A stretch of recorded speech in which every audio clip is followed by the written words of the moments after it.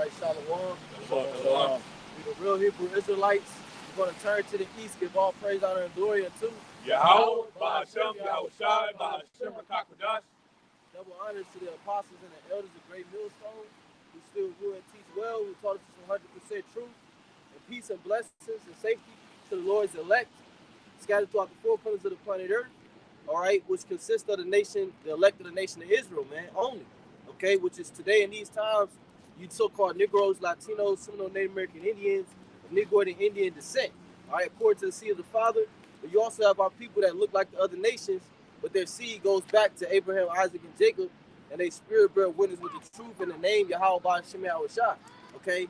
Because it tell you in Malachi 1, because somebody get that Malachi 1 and 15 real quick, because it tell you in Malachi 1 and 15 that the name of the Lord is dreadful to the heathen, man. You know, and that goes for 2/3 of our own people too, because in the spirit, they're spiritual heathen, you know, and they can't, you know, when they hear Yahweh Shah, my mom heard Yahweh Shah, she cringed, you know, and she clave to Jesus, you know what I'm saying? So as a Hebrew Israelite, what does the word Hebrew mean? It means, right, Ibar, which means to pass through, but it's an actual language, known as the Lashawan Kodash. So if you're a Hebrew Israelite, meaning your language is Hebrew, and you're an Israelite by nationality, by bloodline, because your line goes back to Jacob, who had his name changed to Israel, how are you speaking or praying to a God that's not in the Hebrew? How are you praying to a God that doesn't have a Hebrew name if you're a Hebrew Israelite? You want to keep the Hebrew customs and heritage, and you want to keep the Hebrew laws, but you don't want to call on the Hebrew God. Right. And that's the problem with camps like IUIC and all the other ones that want to call on Jesus Christ, man. That's an idol. You guys know. And then too, and what also do they do? They force you to change your name. Right. Right. You got to change your name. Yeah, exactly. You know. You got to change your name, like Apostle say, from the cool name. Well, that's not how they say it. They call it. If you got an English name, let's say your name, Yanni. Yeah. Right. Let's say your name, Billy Bo. Right. They're gonna say, well, that's a cool name. You got to change your name to Catalia. Right. Which that's like Apostle say, that's hillbilly Hebrew. Yeah. That's not really. That's the English version of what the Hebrew word is. Like Lazarus is the English way of saying Eleazar. Right. Okay, but that's not Hebrew. Lazarus is not a Hebrew word. This is Malachi 1 and verse 14. It says, "But cursed be the deceiver which hath in his flock a male and voweth and sacrifice unto the Lord a corrupt thing. For I am a great king, saith the Lord of hosts, and my name is dreadful among the heathen." You know, and that's what it is, man. Because when this is why these Yiddish speakers, these JOOs, they don't use the true name, man. They just say Hashem in the name, right? Because they can't. The Spirit doesn't allow them to speak the true name of the Heavenly Father, man. Right. This is why you have Jehovah and Yahweh and Yeshua, right, and Ahia. You know what I'm saying? All that, man. You got guys bringing up names we never even heard before. Yeah. You know, pulling up names out of their ass. The great Baba Buka. Yeah. Big Bupa. How many Bupa? The Grand Puma, man. That's how they been casting out demons. When the Lord said you can cast out many demons as you want to, that don't mean that you one of the chosen. It say here in the second Ezra, to back up your point, second Ezra chapter 3, verse 34. Weigh thou therefore our wickedness now in the balance, and there is also that dwell in the world. Talking about weighing the nation of Israel's wickedness and how Israel went off compared to the wickedness of the heathen and what the heathen been doing for all of their existence. It says, and there is also that dwell in the world, and so shall thy name no more be found, but in Israel. You see, so you only gonna find the name of Yahweh Bahashem Yahushua, which is the name of who the world called God, the only God's Son they called Jesus Christ. You only gonna find that name in Israel. It says, for when was it that they which dwell upon the earth have not sinned in thy sight? For what people have sold thy commandments? Thou shalt find that Israel by name have kept thy precepts, but not the heathen. So that's plain, man. If you have ears to hear, you know the the Lord is dealing with the Israelites, okay, and the Israelites only. So when we say the elect is 144,000 out of the nation of Israel. The Gentiles, those are Israelites. This is the book of John. To back up the brother's point, this is the book of John, chapter 17 and verse 6. It says, I have manifested thy name. I have manifested thy name unto the men which thou gavest me out of the world. Right, and the Lord, you know what I'm saying? There's certain men out here, there's a certain amount of men out here that know the Lord's name. You know what I'm saying? Which is in the Paleo-Hebrew, not in the Yiddish or any type of, you know what I'm saying, bullcrap, you know what I'm saying, language that, you know what I'm saying, these heathens and Jacob come up with. Right, and it damn sure ain't Yahweh, because that name is not dreadful, brother. Yeah. That name is far from dreadful, man. Well, everybody's calling on it. Exactly. That's the equivalent to the wide gate. Because I'm going to get that real quick. Was that Matthew 7:13? Because the Lord said, "Got straight is the gate, and narrow is the way, and few there be that find it." So everybody calling on the name Yahweh, that's not few. If you Google it, Google calls on Yahweh. Right. That's the status quo name. This is Matthew 7 and verse 13. It says, "Enter ye in at the straight gate, for wide is the gate, and broad is the way that leadeth to destruction, and many there be which go thereat." Right, which is all these false ways, man. We're giving you the true way, which is strange and obscure to the world, okay? But this is the true way. This is the path that you ought to walk in, as it says in Isaiah 28. But I'm like, this is the path, walk ye in it. When you turn to the right, when you turn to the left. And they have said we will not walk therein. Go ahead, bro. It says, because straight is the gate, and narrow is the way which leadeth unto life, and few there be that find it. You know, and that's what it is, man. Because that's why the scriptures talk about it's the Lord concealeth a thing, and it's a king's matter to search it out. Search out the matter. Roman paraphrasing, you know, because this name, man, it carries a whole vibration. It carries a whole attitude, I guess you could say, man. You know, you got it. Okay. The second Esdras 8 and 1, and he answered me saying, the Most High has made this world for many, but the world to come for few. Right. And what does that mean? Mean the dominion of the next world is going to be given to a few. Okay. And then that few is going to turn into the sand of the sea and the stars of heaven. Matter of fact, can you get Hosea 1 real quick? It says here in verse, I'm going to jump, let me just keep reading. It says, verse 2, I will tell thee a similitude, Esdras, as when thou askest the earth, it shall say unto thee, that it giveth much mold, and whereof earthen vessels are made, but little dust that gold cometh. Even so is the course of this present world. You see, so just like in the earth, you have a lot of materials that's not worth anything, okay? But then also in the earth, you have gold. That's how the lake is amongst a multitude of these people, man. You know, they're like gold scattered amongst mold and wood, hay, and stubble. Okay, as it says in 1 Corinthians 3. It says in verse 3, there be many created, but few shall be saved. Okay, so how and being saved means to be rescued from danger or destruction. You know? So you don't being dipped in water and brought out of the water, that's not being rescued and saved from danger and destruction. Unless the pastor was gonna hold you down and drown you and then brush you up, that's not what saved me, man. I got that Hosea. I got Hosea 1 and 10. It says, yet the number of the children of Israel shall be as the sand of the sea, which cannot be measured nor numbered. And that was a promise that the Lord gave to Abraham, man. We're the largest group that the Lord created, man. But we're just scattered all over the planet, man. Okay, and in different outward appearances, right? Right.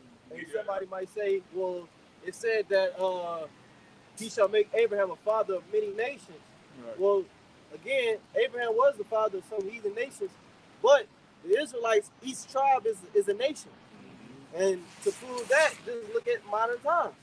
Each tribe is its own nation, man. You look at the tribe of Asher, which is the so-called Brazilians, I believe the Colombians too. Mm-hmm. You know, that's a whole nation. It's a nation of Brazil. They call it Brazilians nowadays. You know, the reason why we can identify the 12 tribes is because they're their own nation. And if I could say, even in Ezekiel 37, where the two sticks will become one, Yep. it said that you will be no more two nations, right? The northern and the southern kingdom. We're all one big nation, but the Lord broke us down into smaller nations, you know? It says, which cannot be measured nor numbered, and it shall come to pass that in the place where it was said unto them, ye are not my people, there it shall be said unto them, ye are the sons of the living power. Right. That's a good scripture, man. To prove that we are the Israelites, man. Read that one more time, though. Hosea 1 and 10, yet the number of the children of Israel shall be as the sand of the sea, which cannot be measured nor numbered. And it shall come to pass that in the place where it was said unto them, ye are not my people, there it shall be said unto them, ye are the sons of the living power. Right. So it's saying the place where it was said unto them, ye are not my people, Right. there it shall be said unto the Israelites, ye are the sons of the living power. So my question is, you could say we're not the Israelites, but when did that happen to the small hats? Right. When was the small hats in a place where they were told that they wasn't the Lord's people? Number one, they was never the Lord's people. So nobody ever had to tell them that. We was once the Lord's people, so that's why they had to beat us, whip us, tell us we was niggas, Spics, Hispanics, Dominicans, blacks, Jamaicans, you know? Go ahead, bro. You got it. No, that's it. So they told us that we wasn't Israelites. They put labels on us. They put, the scriptures call them bywords, according to the curses of Deuteronomy 28. So they told us we wasn't the Lord's people, but now the Spirit of the Lord is telling us that we are. And it ain't telling nobody. No, it ain't telling the Chinese. Who else is picking up the Bible in masses and saying that we are the Lord's people? We fit the prophecies, whether you say by coincidence or not. We still fit it. Can you get Isaiah 25 and 7? This is just to back up your point. This is Baruch chapter 2 and verse 29. It says, "If you will not hear my voice, surely this very great multitude shall be turned into a small number among the nations where I will scatter them." So see, this whole nation, right, has been scattered and put in different lands, I guess you could say, in different names, right? That Esau has put upon us, so that way we wouldn't know our true identity. Because without us knowing our true identity, what will happen? Esau's kingdom will continue to flourish, right? All this wickedness would still continue to prosper. Because why? Because nobody is speaking against this, man. Until the prophets rose up, right? Yeah, starting with Elijah. Yep. Because I was gonna say, niggas like being niggas, man. You know, they don't know nothing else but being a nigga, bro. And you know, they really like that shit, bro. Like it's just baffling, bro. Like, we'll go to Jeremiah 6, since you said that real quick. man. I think it's 6 and it said they love to have it so. Is it Jeremiah 6 and 10? I think so. Trust Jeremiah 6 and 10. You can come over here, all right? Yeah, answer. It's all good. Yeah, let me know when you find that. This is Baruch chapter 2 and verse 30. It says, "For I knew that they would not hear me, because it is a stiff-necked people, but in the land of their captivities they shall remember themselves." And that's beginning with the elect, man. Right? The elect are what? Yahushua has allowed to turn into fishers, man. You know? So now we're remembering ourselves, and what are we doing? Now we're out here to put like the Apostle Peter said, to put you in remembrance, right? Of all of the former things, man. That you are somebody. That you're not just black and Native American, man. Yep. Only the elect is gonna hear it. Yep. You know, although we give it, the message is being spread to all Israel, only the sheep will hear Yahushua's voice. You know, Yahushua said in St. John 10, so we don't lose sleep if somebody can't get it. So we know the Heavenly Father's word is going to be fulfilled. Matter of fact, can you give Romans 11:1? You find that out? Yeah, I got it. Okay, go ahead. This is the book of Jeremiah, chapter 5 and verse 30. It says a wonderful and horrible thing is committed in the land. The prophets prophesy falsely, and the priests bear rule by their means, and my people love to have it so. Right. Read it one more time. It says the prophets prophesy falsely. Right. What's some false prophecies? Oh, ain't no chip. Mm-hmm. You know, that's not the MOTB. You know. It says, Edomites can make it. Yeah, Edomites can make it. The name of the Lord is Yo Play Yogurt. Right. You know, shit like that, You man. call the Lord whatever you want. Right. You know. It says the prophets prophesy falsely, and the priests bear rule by their means, and my people love to have it so. See, our people, they love to have it so. They love to get told those lies. Now somebody got Baba Kishar, Isaiah 20. You know, they love lies. Because why? Because lies sound good to the flesh. Because the truth is meant to combat the flesh. That's why the Lord said the spirit is indeed willing, but the flesh is weak. Because the spirit, which is the truth, okay, the spirit of truth, is meant to combat the lies and the flesh. So if somebody comes telling you lies, that's an alleviation on your flesh. You got it. It says, and what will ye do in the end thereof? Yeah, because eventually judgment is gonna come. People can walk past and say what they want, look at us how they want, but eventually the Lord is gonna bring the hammer down. You know, eventually the enemy shall come in like a flood. You know, and we're gonna have to get that one because what's happening in Israel and Hamas, that's what war looks like. You see, that's what's coming to America eventually, man. And really, that's not even what's coming to America. Gonna be turned to a lake of fire. Yeah, You know, I don't see America getting really hit by too many small missiles. I just see it being a thief in the night and this bitch getting blown up. You know, but it could be an escalation. You guys want to say something? Yeah, because the brother was mentioning how, you know what I'm saying, the false shepherds, you know what I'm saying, and we was, like the brother mentioned, we were remembering ourselves. We just now coming back to the, you know, the name of the Lord and that what our heritage is, what our forefathers' name mean and everything. So the Lord has given us enough time, you know what I'm saying, to get right before shit really hit the fan, because this us coming back to remembrance is really a grace period for us to get right with the Lord. But you know what I'm saying, like the brother said, we got false prophets out here. I got Ezekiel chapter 34 and verse 4. It's I'm gonna read it in NLT too, but this is KJV.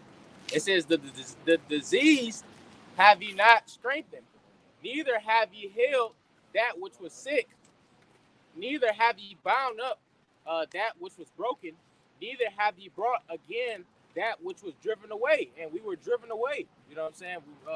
The Israelite foreigners, the Gentiles, they went off. You know what I'm saying? The southern tribe of Israel, Judah, Benjamin, and Levi, they went off. You know what I'm saying? Now we coming back. What we were supposed to be doing is coming back into the knowledge of the Lord. You know what I'm saying? But you got a lot of folly in the midst of Israel. The scriptures say folly is said in great dignity. You know what I'm saying? It says neither have you brought again that which was driven away, and that's the whole point of us doing this ministry. Right. Yeah, because it said to bring back.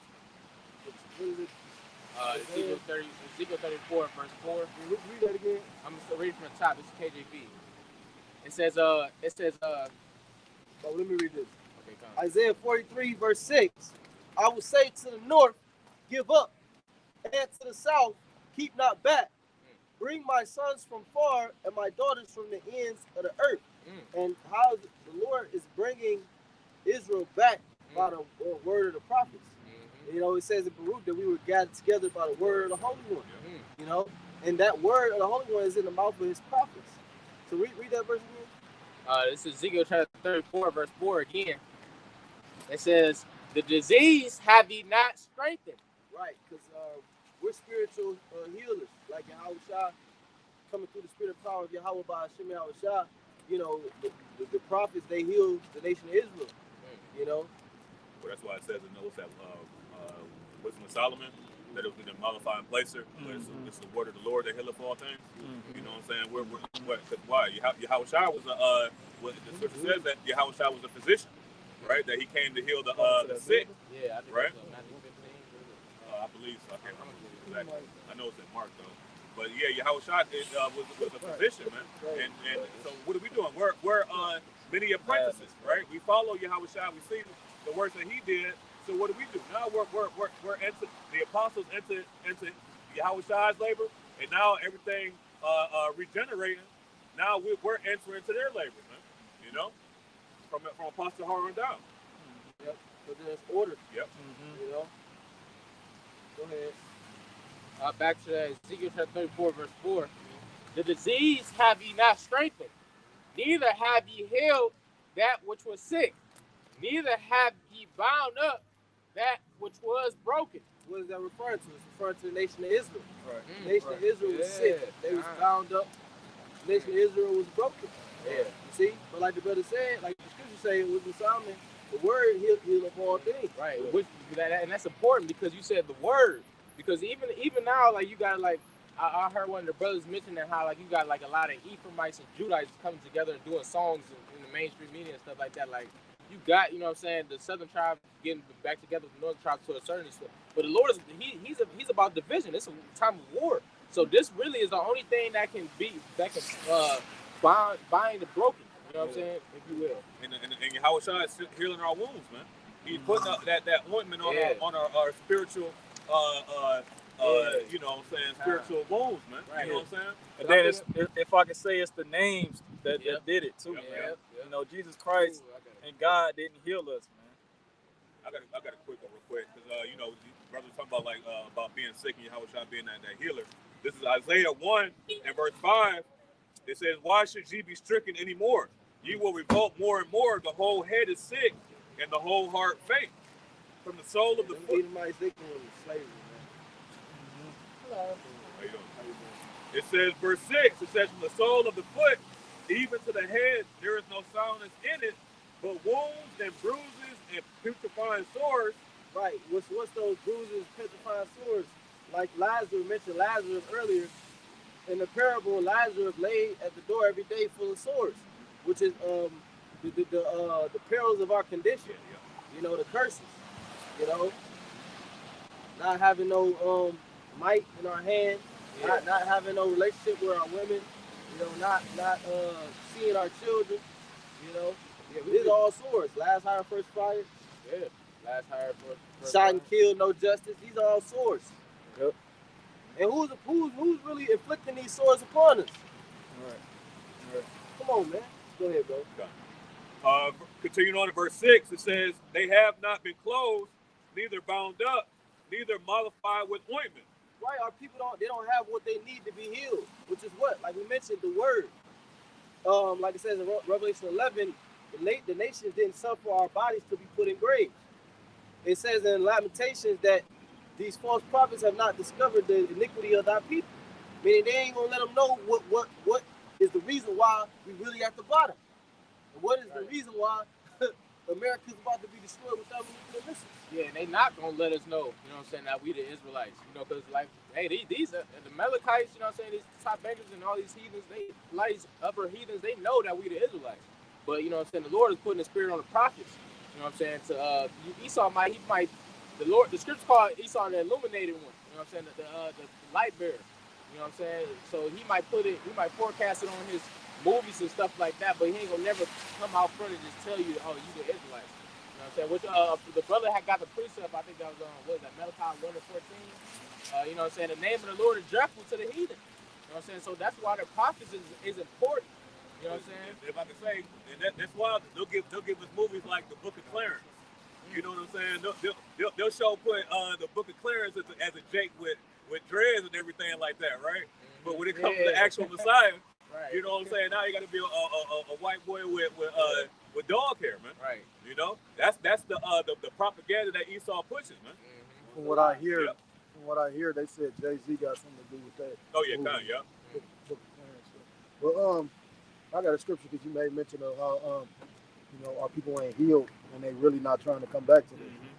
They made a statement like that. This is the book of Jeremiah, chapter 5, starting at verse 1, and it reads, "Run ye to and fro through the streets of Jerusalem, and see now and know, and seek in the broad places thereof, if ye can find a man, if there be any that execute judgment, that seeketh the truth, and I will pardon it. Verse 2. And though they say, Go ahead, bro. Say that's what we doing right now. I'm about saying, who's really seeking the truth, man? You know what I'm saying? Because that's why the scripture say, am I therefore your enemy because I tell you the truth? Because when you speak the truth, people get offended, man. Yeah. It's beautiful because it's beautiful because the only people that's truly seeking the truth is the elect. That's why they're gonna be delivered. Yeah. Because they sincerely, the unadulterated truth. That's really what the elect is looking for. That's what they got. Because that truth, what is saying? What's that? 2 Timothy, the 3rd chapter, about this doctrine is profitable to make a man perfect. You know what I'm saying? We're in perfection right now through Yahweh Shai, man. Yeah. No matter the flaws that we have, we're perfect through the blood of Yahweh Shai, right? Yeah, the elected. Yep, kind. verse 2. And though they say, the Lord Yahweh, by Hashem Yahweh Shai liveth, surely they swear falsely. Right. You say, oh, it's actual so-called black, you know what I'm saying, Hamashiach that actually live in you know what I'm saying, he's you know what I'm saying, got rank. But then you turn around and you know what I'm saying, you know what I'm saying, you damn near blaspheme like Esau, you know what I'm saying, telling lies, man. You know what I'm saying? The Lord is looking for somebody that's gonna do his bidding, his will. You know, keep it one time like this. Verse 2. And though they say, the Lord Yahweh, by Hashem Yahweh Shai, And these men actually came out and said the name of the Lord, Yahweh, why Yahweh Shai. You know what I'm saying? Now what? Now you know, these new then you go backstabbing and you got these new names, Yahweh and Jehovah, and you know what I'm saying, going back to Jesus, and you know what I'm saying, saying all type of wickedness out of your mouth, you know what I'm saying, thinking that that's the title of the Lord. Lucky. I mean, just to make mention of even bugging out, going into Gnosticism. You know what I mean? Like Yeah. it's verse 3. Oh, Yahweh by Hashem Yahweh Shai, are not thine eyes upon the truth? Thou hast stricken them, but they have not grieved. Thou hast consumed them, but they have refused to receive correction. What happens when you strike somebody and they're not grieving? That's like a form of pride. You know what I'm saying? When you get a strike, that's supposed to serve as a form of, you know what I'm saying, chastisement. You know what I'm saying? So where you can get right. But you know, Jake just constantly getting beat and he just rebellious, stiff neck. You know what I'm saying? You always had that one sibling when they get a whooping, they try their hardest not to cry. Yeah, You know, so they get hit a couple extra times just because they got that hard head. Well, they tell you that, what's that, in 2nd Ezra 16, it talks about, what it says, the sinful amendment day. The scourge of sinful amendment time. Because it's supposed to correct you, like you said. In actuality, like you said, that's a form of pride when you know what I mean, like you just get stubborn to it. But in scriptures talk about how Jake is stubborn. They good, you know what I mean? Well, the Lord said, why will you be stricken anymore? You will revolt more and more. That's how you know 2/3 the Lord programmed them to be continuously hard-headed, continuously going on. But that's also because the Lord is preserving them for a greater judgment. You know what I'm saying? The scriptures say in the book of 1 Peter that the judgment shall begin at the house of Israel. You know what I'm saying? So Israel about to be getting jacked up, man, in the times that we coming into. Hard judgment. Salakia. I mean, think about it. You know, literally, Biden even said that. He said, this shit gonna hurt you. Israel. I mean, he didn't say it like that, but he said, you know, you poor. Yeah. But basically, he letting you know, Jake gonna catch it the hardest. And although Jake kind of accustomed to it, it ain't gonna be nothing like this. Right. Well, You know what I mean? You ain't gonna be able to go get them handouts and shit like that. You know, like, you gotta use something. No, I'm about to say, that's why it says in Proverbs, the 1st chapter, about they were none of my what's that? Correction. Yeah, they were none of my reproof, man. That proof meaning to be to set right. Yeah. You know, so without and this is the form of setting right here, man. Right. You got it. You had something? Real quick, just to back that up, which I was speaking on. 2nd Ezra 16, verse 19 and 20.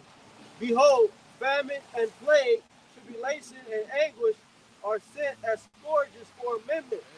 Right. Scourges meaning to strike. Amendment meaning to change. You say, so that it say the same thing in Hebrews. Is it 12th chapter? That's how the Lord chastened him. He loved him. Yep. And so he gonna chasten. I'm right here. He gonna chasten the nation of Israel. Let me finish it out. It says, verse 20.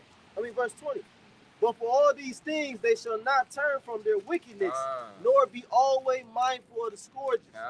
So the Lord gonna have the people here in Babylon the Great the mother of harlots and abominations of the earth. He gonna have them continuously going in their trance all the way up to the destruction. They not gonna think logically. Yeah. They're not gonna snap out of it. It says they don't be mindful of the scourging. So once again, we get scourged so that we can Meditate. get reproved. You know what I'm saying? Sometimes you need that chastisement to get right, or you ain't gonna get right. Scripture talk about the backsliding daughter. You know what I mean? Like the perfect example of how, like you said, like Jacob act like they're trying to get her or worrisome until everything, like when they locked everything down. Yeah. Jacob, that's when Jake wanted to ask questions. What's going on? What's it? You know what I mean? But then when they opened everything back up, they went back to sleep. You know what I mean? And it's just like now. Like everybody is in the spirit. I don't give a fuck, heathen or not. Right. It's in the spirit of. Of course, we are a little bit more aware because we in the truth. Right. But even the heathen are aware, like they could feel something about to happen. Yeah. You could, I mean, even a nigga could feel like something about to happen if they just seeing how, just how the trends moving, society moving. You know what I mean? Yeah. Motherfuckers ain't spending money as much. You got niggas that's in the street. Yeah, drugs gonna get sold because that's something that the body thinks it needs. You know what I mean? So certain things gonna be sold, but for the most part, a lot of people taking a beating. Yeah. You know what I mean? So you got people kind of inquisitive to certain things. What you think about that happen? But these people have no idea for real. Yeah. Well, they're under hypnosis, man. Right. You know what I'm saying? When you're hypnotized, you just follow. That's beautiful because you want to open up with that first 13 and 16. We're hypnotized in the truth, man. So we understand the judgments of the Lord. We understand the things that are coming. But when you're studying the juice of Babylon, you basically are got the mindset of an Edomite, man. Right. And that's how you have to be in this truth, is hypnotized. Because if you don't, because the Lord, we us brothers in the truth, we witnessed multiple times the Lord putting a shaking in the midst of GMS, like you know what I'm saying, just shaking the shit out of GMS, and then you got a lot of bug outs, you know what I'm saying, demons just falling out, you know what I'm saying, the Lord is just shaking it because they ain't stable, you know what I'm saying. So it's gonna be a lot more of that, but you know what I'm saying, you know what I'm saying, the best way to not be shifted when the Lord is doing that shaking is to just stay. Like Bruce said, what do you say? To begin, stay hypnotized, man. Well, the scripture says your eye being single. You know what I mean? Matthew say this got to be your main, your breath. You know what I mean? This is what you gotta eat, live, sleep, shit. You know what I mean? Not for the vulgarity, but point being, you got to. This got to encompass your life. Yeah, it's other things that's gonna take place in your life and whatnot. But what is your eye single on? And a man that's sincerely about this truth is sincerely, his motivation, his whole life is going to be based around this, not the other way around. Quick one. Job 23, verse 12. Neither have I gone back from the commandment of his lips. I have esteemed the words of his mouth more than my necessary food. That's it. We esteem the words of this truth, the words of the scriptures, more than necessary food. I tell you, Yahushua himself said, man shall not live by bread alone, but by every word of the Most High. See, that means, and that's for everybody on the planet Earth. Because even the people that's not Israelites, they ain't still living by the word of the Heavenly Father. Because the word of the Heavenly Father gives the field around them. That's why when Yahushua had the Last Supper, what did he do? He says, he broke the bread. Hey, this is my flesh. This is the wine. This is my blood. It was all symbolism of taking in the whole doctrine, man. Eating the whole roll.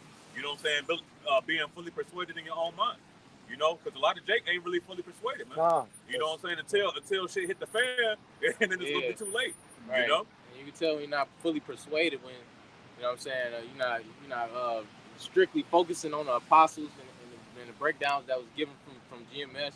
You know what I'm saying? Straying off to other doctrines. Like we have the point, like the brothers, we've been saying it for the last month to a year, like, if you're not getting it, we moving on, and that's like the spirit of GMS now. You know what I'm saying? We're not even dealing with it. Yeah. That's the spirit too. If you ain't fully persuaded, if you even come up with another doctrine, if you add anything to it, then that means you never truly believe in the doctrine. You're right. Yeah. What it say? What's that? Is that Ezekiel? Where it says that if a man do righteousness, or is that Isaiah?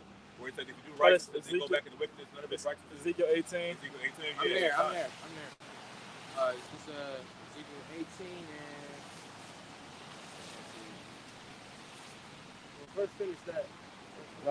We're back in Jeremiah chapter 5, back in verse 3. And it says, I'm gonna start it back at the top of 3. It says, "O Lord Yahweh, Ba'ashem Yahushai, are not thine eyes upon the truth? Though, Salaki, thou." Yeah, it's the, Revelation 6. I'm thinking Revelation 6 because it say, "See thou hurt not the oil and the wine," meaning in the times of tribulation, the Lord, the Lord's eyes is going to be upon the truth and the men that have it. You know, the truth is still going to flourish in Jacob's trouble. Why? Because the elect gonna have it, and the ones who wasn't meant to have it, they ain't gonna have it. So everybody who meant to have that wisdom and knowledge that's gonna be the stability of their times, they're gonna have it. The Lord's not gonna hurt the oil and the wine. Back in 3, it says, "O Lord, are not thine eyes upon the truth? Thou hast stricken them, but they have not grieved. Thou hast consumed them, but they have refused to receive correction. They have made their faces harder than a rock. They have refused to return." Right, and the Lord's eyes are upon the truth. You know what I'm saying? Who's out here speaking the truth? That's the men, like the Psalm chapter 91. The angels and captains around about them. You know what I'm saying? Those are the men that you know what I'm saying, got the protection of the Alahayim. You know what I'm saying? The scripture says, "Not wisdom understanding shall be submitted by times." The Lord ain't worried about these bug outs. You know what I'm saying? Bug out camps and these bug out dudes talking about these other doctrines. You know, when the Lord said he has stricken, what's the final strickening of the nation of Israel? Jacob's trouble. You know, and that's what we coming to. And if you can't see, Jacob's trouble. Salaki, and if you can't see that, you know, like y'all may mention when I was walking up about how, you know, although it's the brother Kwame, he was talking about how war is taking place in other places and eventually it's gonna come here. Well, that's how the Lord does it sometimes. You know, like he would send prophets out before he would bring a judgment. He would allow them to, you know, even with some of the things he would do to the prophets, he would have them do certain acts and go through certain things for the people to see, and then he would bring that to the people. Like when Isaiah walked around butt naked, or when Ezekiel had to lay on the ground. You know what I mean? So the thing is, like with all this violence that's in the earth, you know, if you pay attention, before the violence really increased, you know, in the city, I know I did, is basically the Ukraine war started. That's when that started. I mean, of course, it's been violence, but on the level, like I do a lot of videos on judgment. It's like something happening every day. You know, it just might not make mention of it, but it's something happening every day. When the Lord put that spirit of violence back out here when that war kicked off, you know what I'm saying? And that's with all these different things, you know. Eventually, that war is going to lead over to here. Yeah, because like you said, even when the prophets was prophesying, like Jeremiah, he prophesied the king of Babylon is going to come take over. What was the king of Babylon doing before he came and took over Jerusalem? Right, he was in war. He was in war. He was taking over other nations. Right. See, so it was when the prophets was prophesying of war, pestilence, and evil that was going to come upon the people that the prophets was amongst, is because that war was already taking place in other parts of the earth. And the Lord was just going to bring it to where they was at. Back at 4, I'm gonna start at 5. Verse 4. Therefore I said, surely these are poor, they are foolish, for they know not the way of the Lord Yahweh, Ba'ashem Yahushai, nor the judgment of their power. They're poor in spirit, poor in faith. These are poor in faith. They say the opposite in Revelation, it said that you are rich in faith. But they said those are poor, and because why? Because they wouldn't turn back to the Lord. They didn't believe. Right, they didn't have faith. The ones that believed they were rich, Right. and those that didn't believe were poor. I'm gonna finish this with verse 5. I will get me unto the great men, and will speak unto them, for they have known the way of the Lord Yahweh, Ba'ashem Yahushai, and the judgment of their power. Right, so it said he will get you to the great men. So the Lord, he's calling the great men of our nation into this truth. Being preached by the elders and apostles of the great millstone. He's calling the greatest men of our nation into this thing. Okay? And those great men showing you that really means that they're rich in faith, and tell you in James that the Lord chose them which are the poorest were rich in faith. See, so the great men not necessarily rich as far as material, but they're rich in faith. Right, and faith, once again, like the scripture in the book of Hebrews, the 11th chapter, faith is the evidence of things. What does it say? Faith is things hoped for, the evidence of things not seen. So you know what I'm saying? You got to be a visionary. You know what I'm saying? Once again, the brothers talking about being addicted. You got to be a visionary in this truth. You can't just be, you know what I'm saying? 1 foot in, 1 foot out. What you say? I was just gonna make mention to a visionary. You got to be Yeah. a visionary. The prophets were called seers prior to being called prophets. So you know what I mean. So yeah, you got to have that vision. All going back to the vision. You know what I mean. Like you got to be able to see this thing. You know what I mean. That's why it's so important. Like when the elders say visualize and see, look at the maps. You got to, you know. And I'm gonna be honest. I didn't used to always do that. Just not getting into it. You know. But when you look at something, you can visualize and actually, you know what I mean, can help with. They keep your mind more focused on Right. what you involved in. And when you do that, that's what the Apostle Paul said. You know, when you read the scripture, you got to put yourself in their shoes. You know what I'm saying? And then it makes you appreciate what they went through, and it makes you appreciate what brothers are going through right now. You know what I'm saying? Because Jeremiah was about to get killed by his own people. You know what I'm saying? Multiple men were about to get killed by their own people. You know what I'm saying? The trials and tribulations and things like that. You know what I'm saying? So you got to put yourself in the scripture. Back in 5, and it says, "For they have known the way of the Lord Yahweh by Hashem Yahushai and the judgment of their power. But these The judgment of our power. That's what the elect, the great men are going to understand. You know, because we're out here giving the people the judgments of Yahweh Bashim Yahushai. The prophecies are essentially judgments Right. because at a set time and date they're going to come into play. Right. So it's already set. It's a judgment. And we're giving the people that. So we understand, like you say, he that is wise understand of all things. We're prepared for it. Well, that's why, what's that, Psalm 9, that the Lord is known by the judgment which he executed. You know what I'm saying? So these judgments are the prophecies being fulfilled. And that's why it says, what's that, 2nd Ezra 15th chapter? About, write these words on paper because they are faithful and true. Yeah, got kind. the exact same precept. This is oh shit, I lost it. There you go. You got I'll the finish judgment. this out. It says, "But these have altogether broken the yoke and burst the bonds." This is oh yeah, I do got it. All right. This is Habakkuk chapter 2 and verse. 2nd Ezra 15 and 1. I got that. 2nd Ezra chapter 15 and verse 1. Behold, speak thou in the ears of my people the words of prophecy. Right. So we prophesying now. You know, we were prophesying before, but we really prophesying now. Because what's about to take place is World War III. That's why you got Hamas and Israel conflict. The Hamas and Israel conflict, it could be the conflict because we know Israel for a fact. We know that the landmass, the state of Israel, is going to instigate World War III pursuant to prophecy. If I could, I was locking out my bad.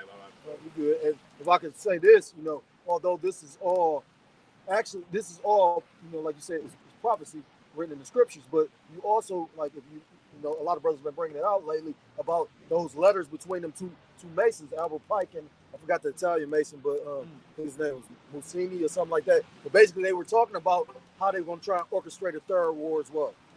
You know, like between, you know, those fake Jews and, you know, the Arabs, you know what I mean? So, you know, at the end of the day, they thinking they actually controlling something, but it was already prophesied in the scriptures for these things to happen. The scriptures talk about the deceived and the deceiver are both his.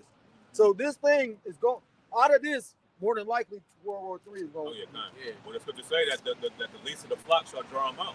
That's what you got right there? Yep. Kind. It's Jeremiah chapter 50, verse 45. Therefore hear ye the counsel of the Lord Yahweh that he hath taken against Babylon and his purposes that he hath proposed against the land of the Chaldees. Surely the least of the flock shall draw them out. Surely he shall make their habitation desolate with them. Who's the least of the flock? It's Amalek, man. Okay, the chief house of Esau. He's the least of the flock. He's the one that's, behind the scenes, running Babylon the Great. Right. Okay. Well, Amalek being the grandson of Esau. Yeah, kind. Yeah. You know, which now they're a tribe of the nation of Edom. Just like you got tribes of Israel, you got tribes of Edom. You got Amalek, you got Dedan, you got Teman, you know, which are the so-called Germans. You know, like the brother said, the least of the flock, like we read, Jeremiah said, the least of the flock shall draw them out. Meaning what? the smallest landmass, that little state of Israel, that's going to be the instigator of World War III. Okay, even though it's one of the smallest as far as population, but it's one of the most powerful as far as pull, clout, and control. So that's why it's going. And all the other nations, they all have a connection Yeah. to Israel in some way, negative or positive. And I believe the only nation or state that's not in alliance with the UN is the state of Israel. So Because they do their own thing. exactly. They run everything. Yeah. behind They the do their scenes. own thing. Yeah. You know, and that's actually exposing Esau now. You know, somebody Obadiah, Jeremiah 49.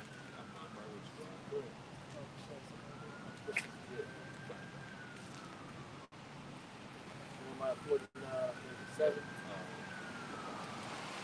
Jeremiah chapter 49. Because by Esau because now the mind of the people is everybody ain't just like, I think like maybe 2 or 3 years ago they had another conflict in Israel and everybody was all supporting Israel. Nobody was supporting the terrorists. This time around, it's like people are split. It's like if you look at the comments and the general, even the media, it's like everybody's not siding with the Israelis no more. Because you're being exposed. Yep. You're being exposed now. Everybody's not looking at you like you're so magnificent, like you're so innocent.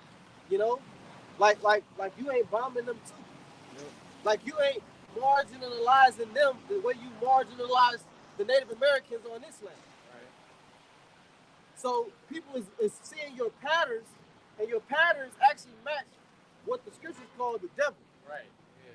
You know, That's why the scriptures say that a man's countenance show who he is. Esau has shown us a habit of wickedness. A pattern of wickedness, man. That's why the Lord said in Job 9:24, the earth is given into the hand of the wicked. If not, who is it? Yes, sir. Who else is it gonna be? And that's a rhetorical question, man. Right. Yeah. Are you stupid? You dummy? Are you stupid? And now the Isaiah 47 kicking in. You know what I'm saying? These enchantments are wearing off. Yeah. Yeah, people, the hypnosis is wearing off, like you said, but the only ones that still deceive is the ones that's not meant to be saved. But that 1/3 and the elect is wearing off. This is Jeremiah 49. I'm going to start at verse 7, but the point is 10.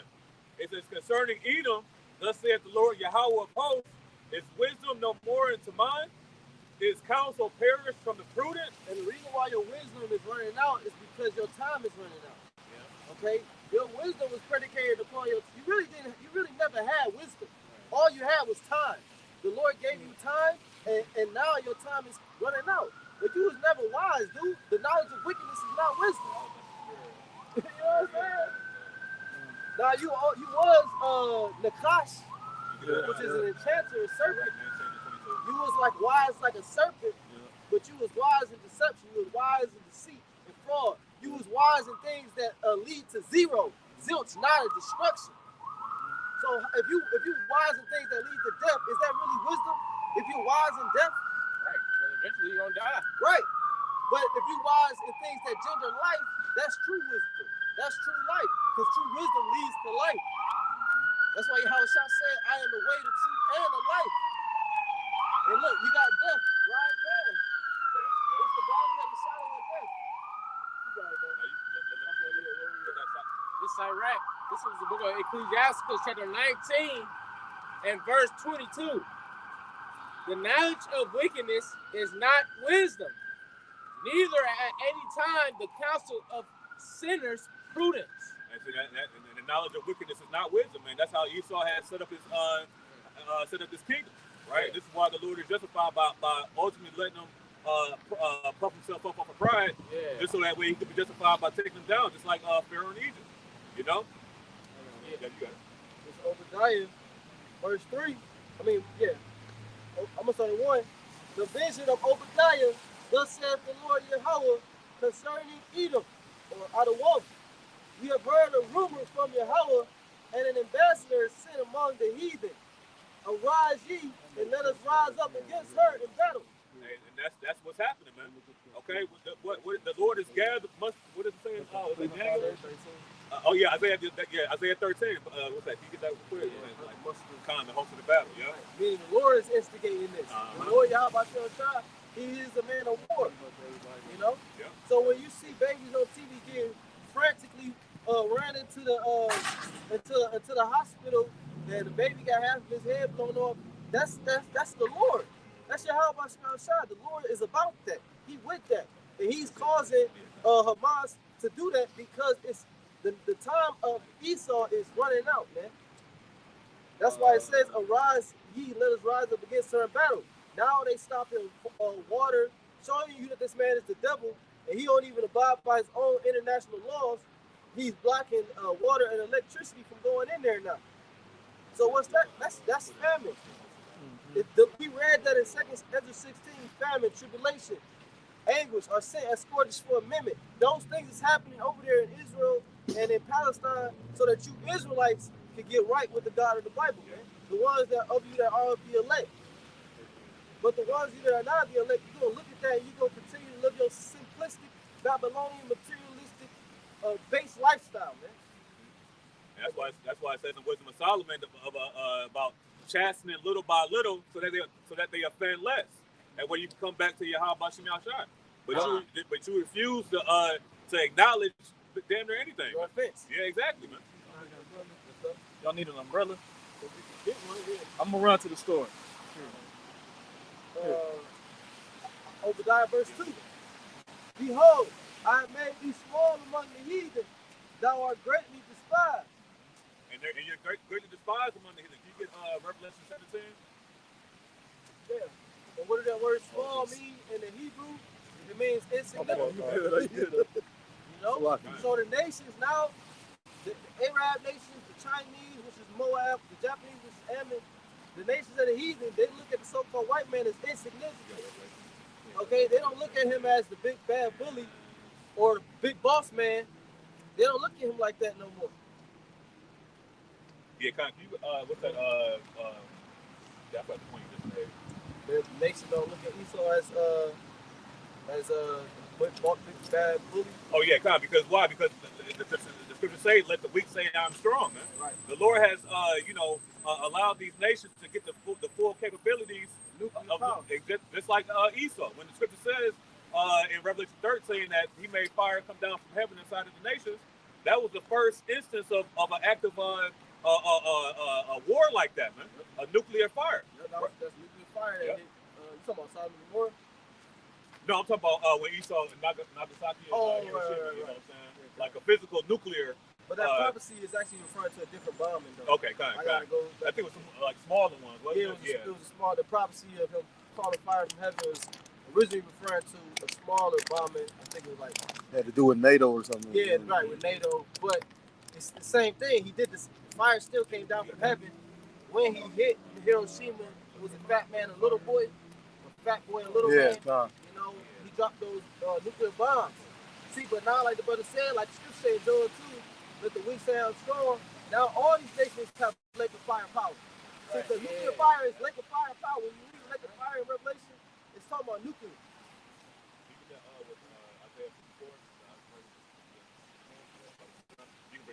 This is Revelation chapter 17 and verse 16. And the 10 horns which thou sawest upon the beast, these shall hate the whore, and shall make her desolate and naked, and shall eat her flesh and burn her with fire. The 10 horns, that's the economic portion of the beast, right? So even his own alliance is going to turn on him, man. Yeah. That's how much he's despised, right? Because these people actually, even their own people hate these Amalekites, man. They hate themselves. Yep. That's why I say he has evil to himself, to whom we be good. Yep. The end of Esau's world is going to be brought in by Esau. Right. Ain't that some shit? But every time you got Esau in power, he's bugging out and fighting against his own, you know what I'm saying, kin. Here it is. He is so obsessed with keeping the Israelites from coming into power, right, when he's going to be the reason why we brought it. You know what I'm saying? It's like, bro, your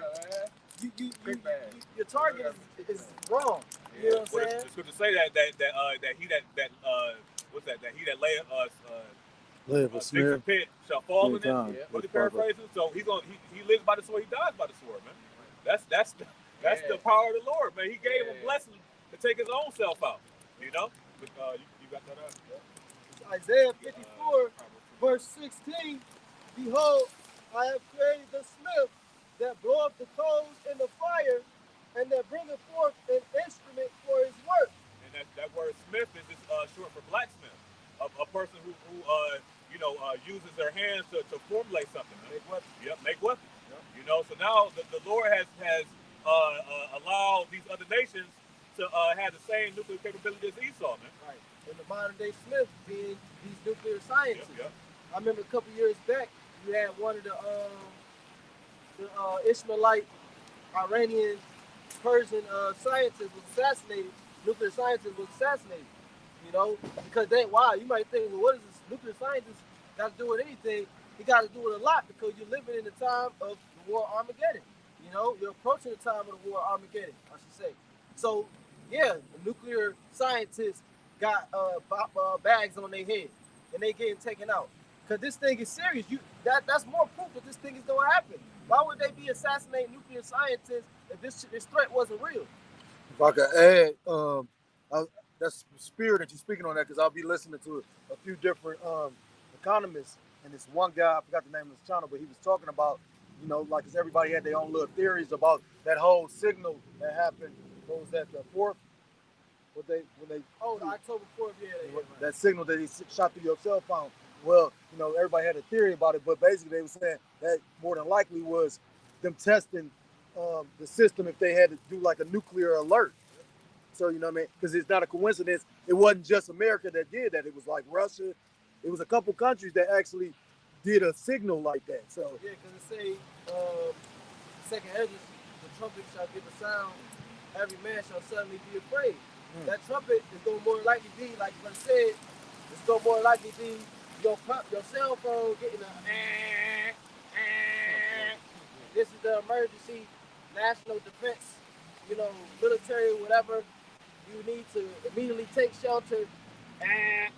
That's that trumpet. And then all these people gonna be shook. Like they had the one prank people was doing on their family members. Oh yeah, when they played a nuclear video on TV, and the people think that the nuclear war is actually about to happen. You know, so like you saw videos, people families start crying and shit. Oh, you put it under there. Yeah, people, you know, the family members started crying and all that shit, man. But that's how it's gonna be in that day, man. It's gonna be too late to cry. That's why the Lord said, they gonna cry. The Lord said that. He said, "You shall laugh now and cry later." This is Isaiah 54:16. Behold, I have created the smith that blew up the coals in the fire, and that bringeth forth an instrument for his work.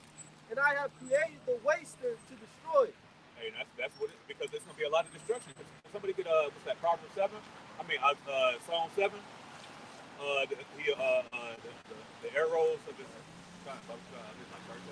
In Psalm chapter 7, verse 12.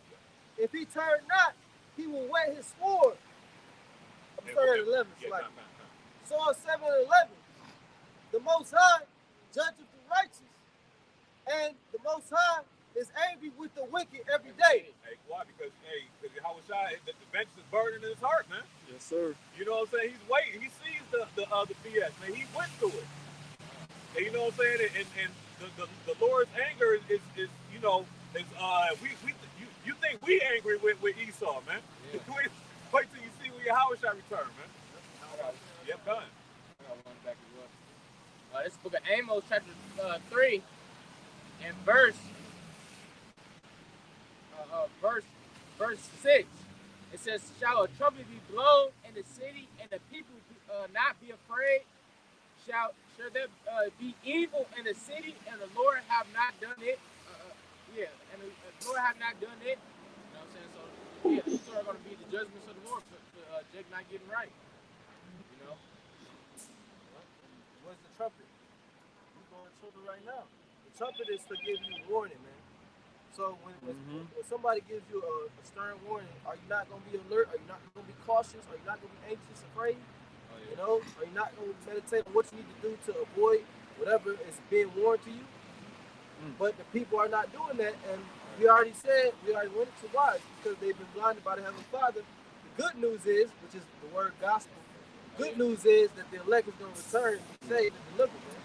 And we ain't got to worry about these other 2/3 of our people, man. Yeah. And that's why I believe it says in Joel that blow you the trumpet in Zion. This is a warning only for you Israelites, man. You know, not because everybody's not going to receive this message. You know. Psalm 7 and 12. If he turn not, he will wet his sword. He had bit his bow and made it ready. And what's So, real quick, it's like it said the Most High is angry with the wicked every day. It said if he turn not, Lord not gonna repent for being angry with the wicked. So he's going to wet his sword, sharpen his sword. You know. I got it. Since you said basically Yahweh Shai is anticipating that day of judgment. Right. So this is the book of Isaiah, chapter 63. Start at verse 1, point is verse 3. And it reads, it says, who is this that cometh from Edom with dyed garments from Basra? This that is glorious in his apparel, traveling in the greatness of his strength. I that speak in righteousness, mighty to save. Verse 2, wherefore art thou red in thine apparel, and thy garments like him that treadeth in the wine fat? All right, now verse 1 it said that who is this that coming from Edom with dyed garments from Basra, right? So we know the who is referring to the Messiah when he come back. And he's gonna make a visit, he's gonna make a pit stop in Edom and Basra. So that proves that the Edomites are still here. I just want to say that. Verse 3, I have trodden the wine press alone. The Lord coming back to do this on his own. I mean, you know what I'm saying? He coming back with his angels, but Lord ain't really getting no help for real, man. You know, this Yahweh Shai, what he about to do. You know, it's his time to shine. What did it say in what's that? Second and the 13th chapter. He need to lift up sword, no weapon of war. You know, this is all gonna be Yahweh Shai, man, and the anger that he had. But you got it out. You got it right. It says, and of the people there was, I'm gonna start it back up. I have trodden the winepress alone, and of the people there was none with me.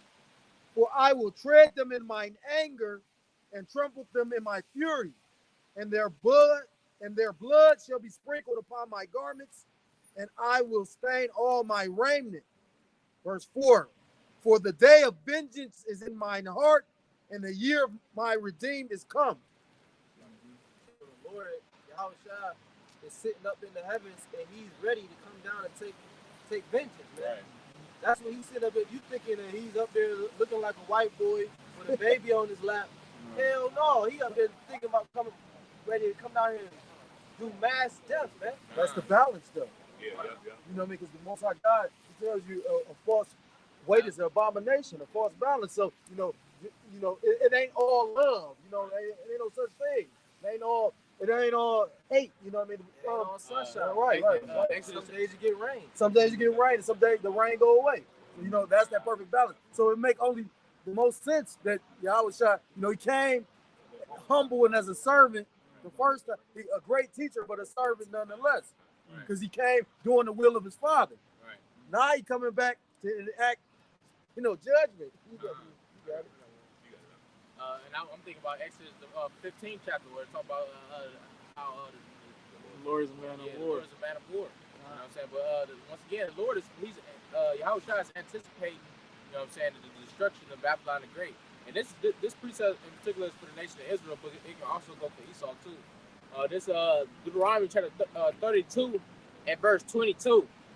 It says, for a fire is kindled in mine anger, and shall burn unto the lowest hell, and shall consume the earth with her increase, and set on fire the foundations of the mountains. And the mountain, and throughout the scriptures, a mountain and like a valley. You know what I'm saying? Those are, symbolic for governments. You know what I'm saying? So the Lord is going to set a fire amongst the Babylonian empire, the Babylonian government, man. Mystery Babylon. Yeah, Mystery Babylon. What is good to say that the Lord is going to make the burnt mountain. That's the mountain, the government of Esau, man. Okay, and that's just a precursor to what the Lord is coming to do, which is set this bitch on fire, man. With great violence. You got that up. Revelation Ooh, 18, good hands, verse 21. And a mighty angel took up a stone like a great millstone and cast it into the sea, saying, thus with violence shall that great city Babylon be thrown down and shall be found no more at all. And with great violence, man. Right? Because that's that cup filled toward double. You want to say something? Yeah, that great violence is gonna come by them missiles, man. You know, it's gonna be like the Lord. You know, it's like throwing punches, but the Lord really throwing missiles, man. You know, it's like what's one of them superheroes they got with shit come out of their hands and shit. I don't know who it is, but I know it's one superhero where he go like this and shit come out of his hands and shoot it at you. Spider-Man? I mean, well, yes, Spider-Man do it too, but Or you talking about Dragon Ball Z? Dragon Ball Z? Yeah, right. Goku? So like the Dragon Ball Z shit, you know what I'm saying? God. That's how the Lord's gonna hit this place, man. Yep. That's the type of violence this place gonna get pummeled with when the missiles hit. That's why Earth says go rock to and fro like a drunken, man. You know, you saw what one missile did in Gaza. One missile left a big ass crater in the earth. You know, building completely gone, big ass crater in the earth. So imagine a nuclear missile, man. And you take that and think about it. That'll just show you the level of like atrocity that's gonna happen to this place. Like look how frail the human body is. I mean, the human body can actually, you know, do some amazing achievements. But you know, the human body is frail. So like you said, one missile put a huge crater. But that ain't probably nothing. You know, when you go into like the one brother was bringing up, what is it called? The mutant missile. Yeah, you got the missile that can actually, it doesn't go in a straight line. It actually weaves and like a serpent. So I mean, like you got all kind of technology that's fit for these frail human beings. Oh my God, it's gonna be. Yeah, that's the serpent. Was that Revelation 8?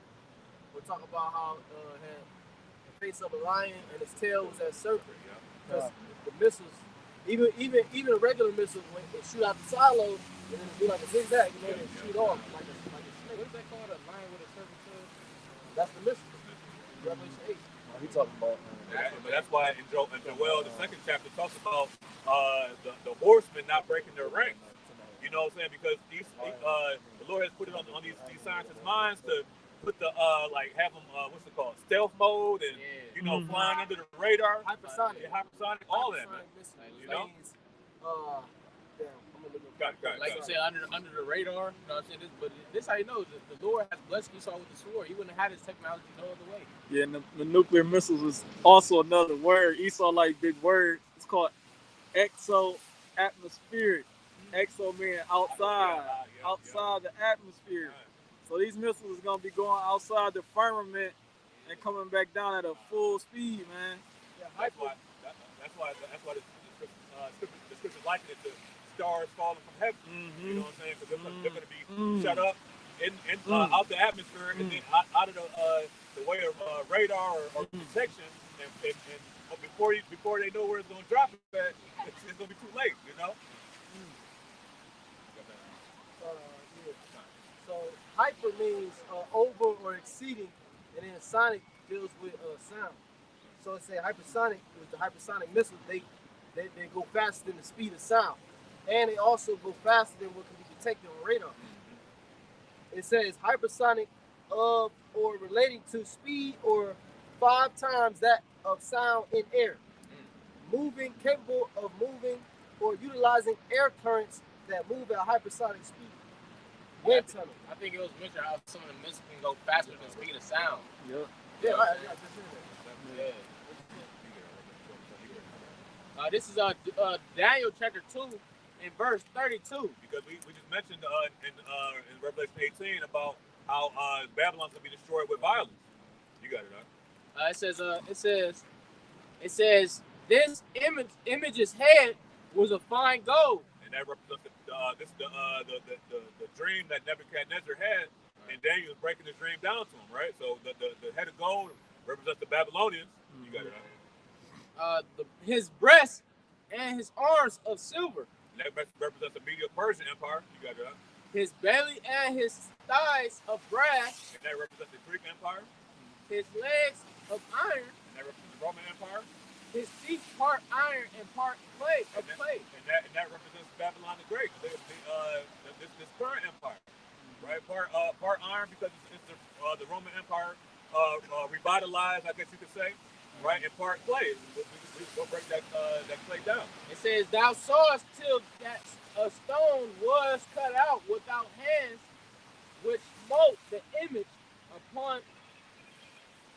upon his feet that were of iron and clay, and break them to pieces." You see, and that stone is Yahweh Shai, man. Right. It's gonna take this whole, because this is how Esau gets down, man. He builds upon other people's philosophies, man. Right. This is this is how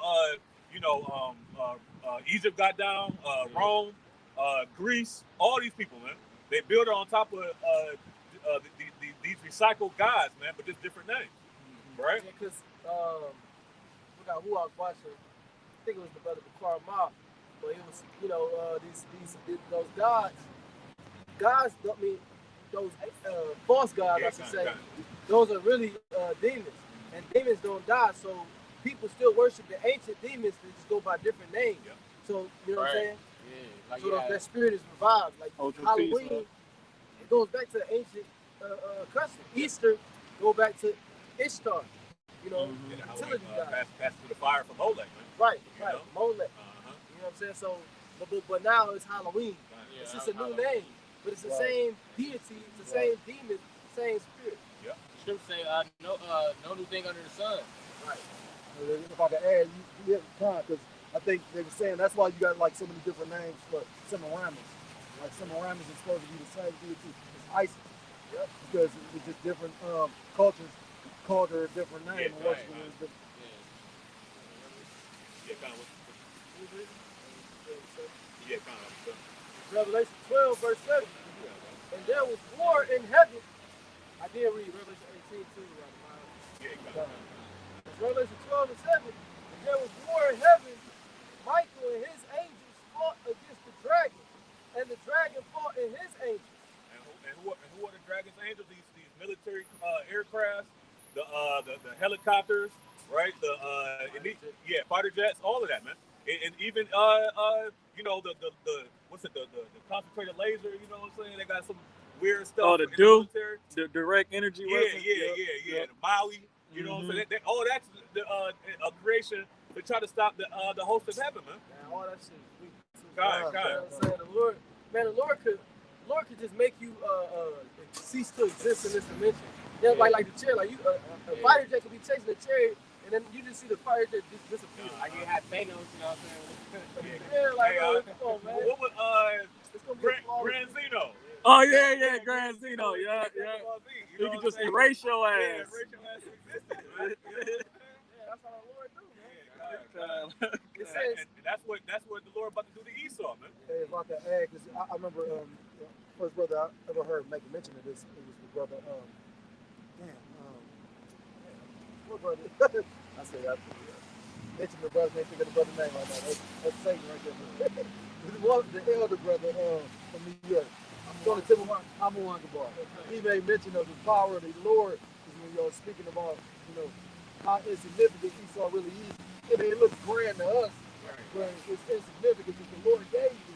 Right. So, but he was saying, like, really to imagine the power of the Lord so powerful, he created an enemy to destroy. He gave Esau the power, let him think he got something. Because when you take time to think about it, the Lord got these people blinded. He could just have Esau think he sees some shit. The Lord can do whatever he wants. Like, you ever seen somebody, like my guru, he showing you how cold he is. He could play with you. You know what I mean? Like, and that just lets you know how skilled you are. You know what I mean? So just imagine what the Lord gonna do to these brothers. It's saying an hour. He's gonna make it easy. It's easy work. You know what I mean? Right. it's Revelation 12 and 8. It says, and prevail not, neither was their place found any more in heaven. Meaning your rulership will be taken away. You know, your fighter, your armies, all the armies of the world, it's not just going to be the American military and NATO military. It's going to be Russia too. It's going to be China too. All the heathen going to join in. They're going to stop the fighting of World War III. And so y'all people going to get some relief. The World War III fighting going to stop. Then they're going to try to fight Yahweh Shai. And they really going to get destroyed. And the Lord really going to crush the spirits of men. You know, every knee really gonna bow. Mm-hmm. Hey, that's also in 2 Ezra 13 also. Yep. You know what I'm saying? Where they were sorely afraid, but yes, there's fight. You know? You made me think of that statement Ronald Reagan said. And they're just showing you again the how people. I mean, it amazes me how people have disbelief of the scriptures, but there are things in the scriptures line up with things that happen in actual reality. You know what I mean? Like when Ronald Reagan made that statement about if it was a threat from an entity from outer space or whatever, wouldn't we all put aside our differences? You got it. This is the quote from Ronald Reagan. I occasionally think how quickly our differences worldwide would vanish if we were facing an alien threat from outside this world. The word alien just means foreign, man. They put the word alien on these little green bins, ET and all that.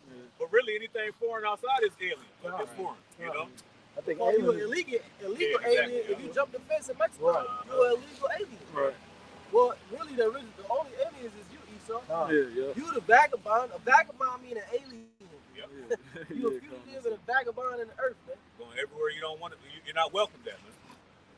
And you don't look like everybody. You really an alien. You don't even look like everybody else. You look like something creepy, undercooked, half cooked. Should have stayed in the stomach a little longer. That was in the quote. I got that. Okay, come.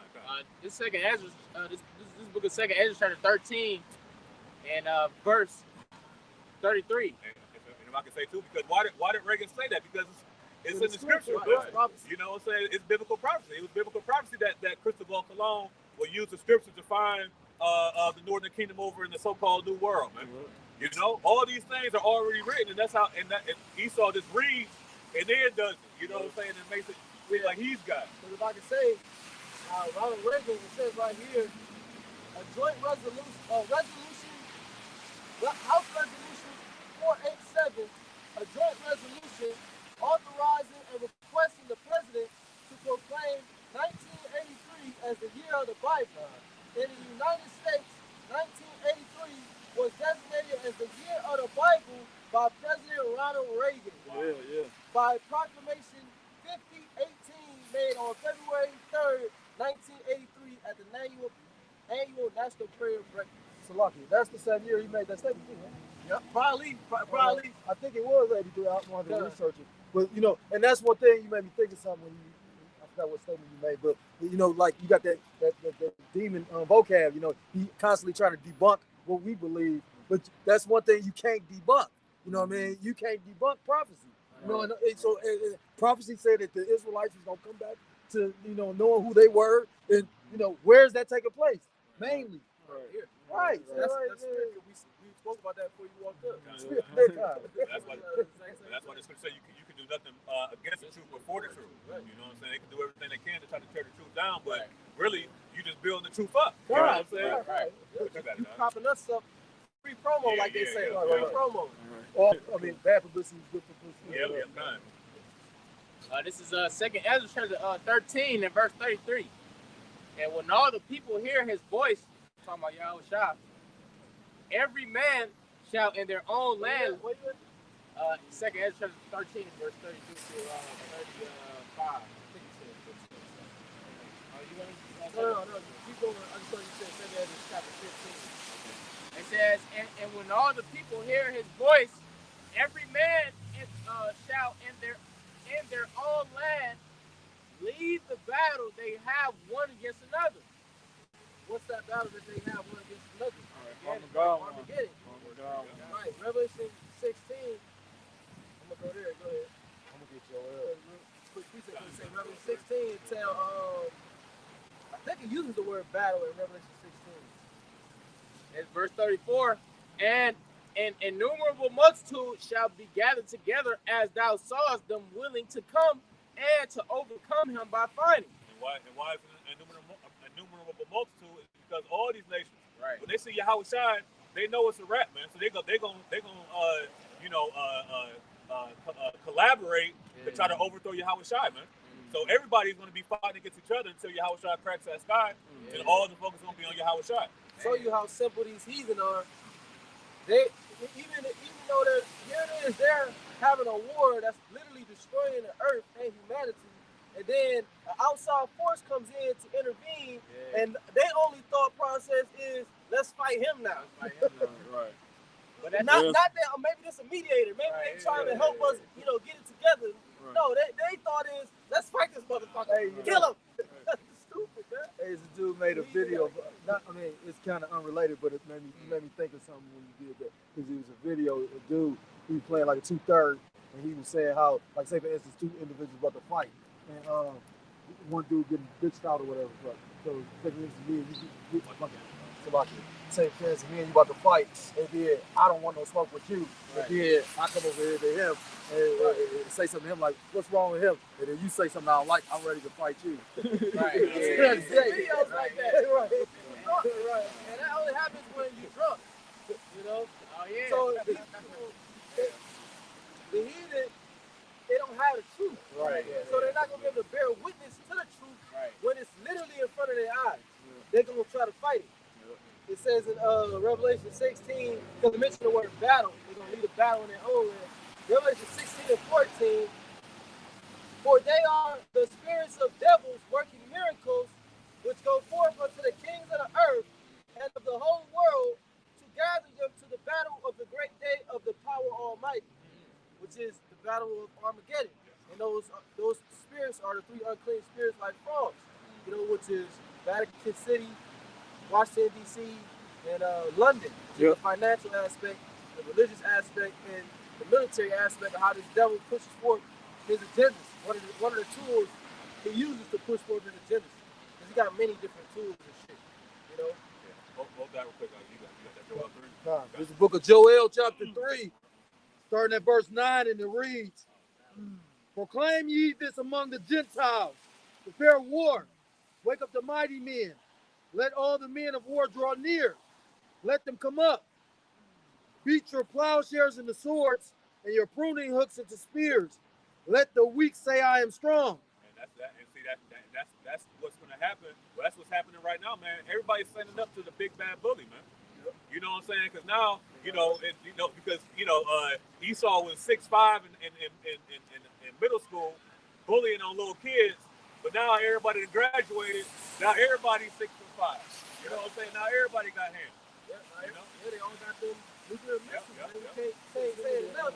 Because if you start first about to start. Well, did you read the Preacher Plowshare? Oh, okay. Yeah, he read it. You read it? Yeah, so what does that mean? Beat your plowshares into swords and pruning hooks into spears. Man, put down the farming tools and get you some damn weapons. And that's what these nations did.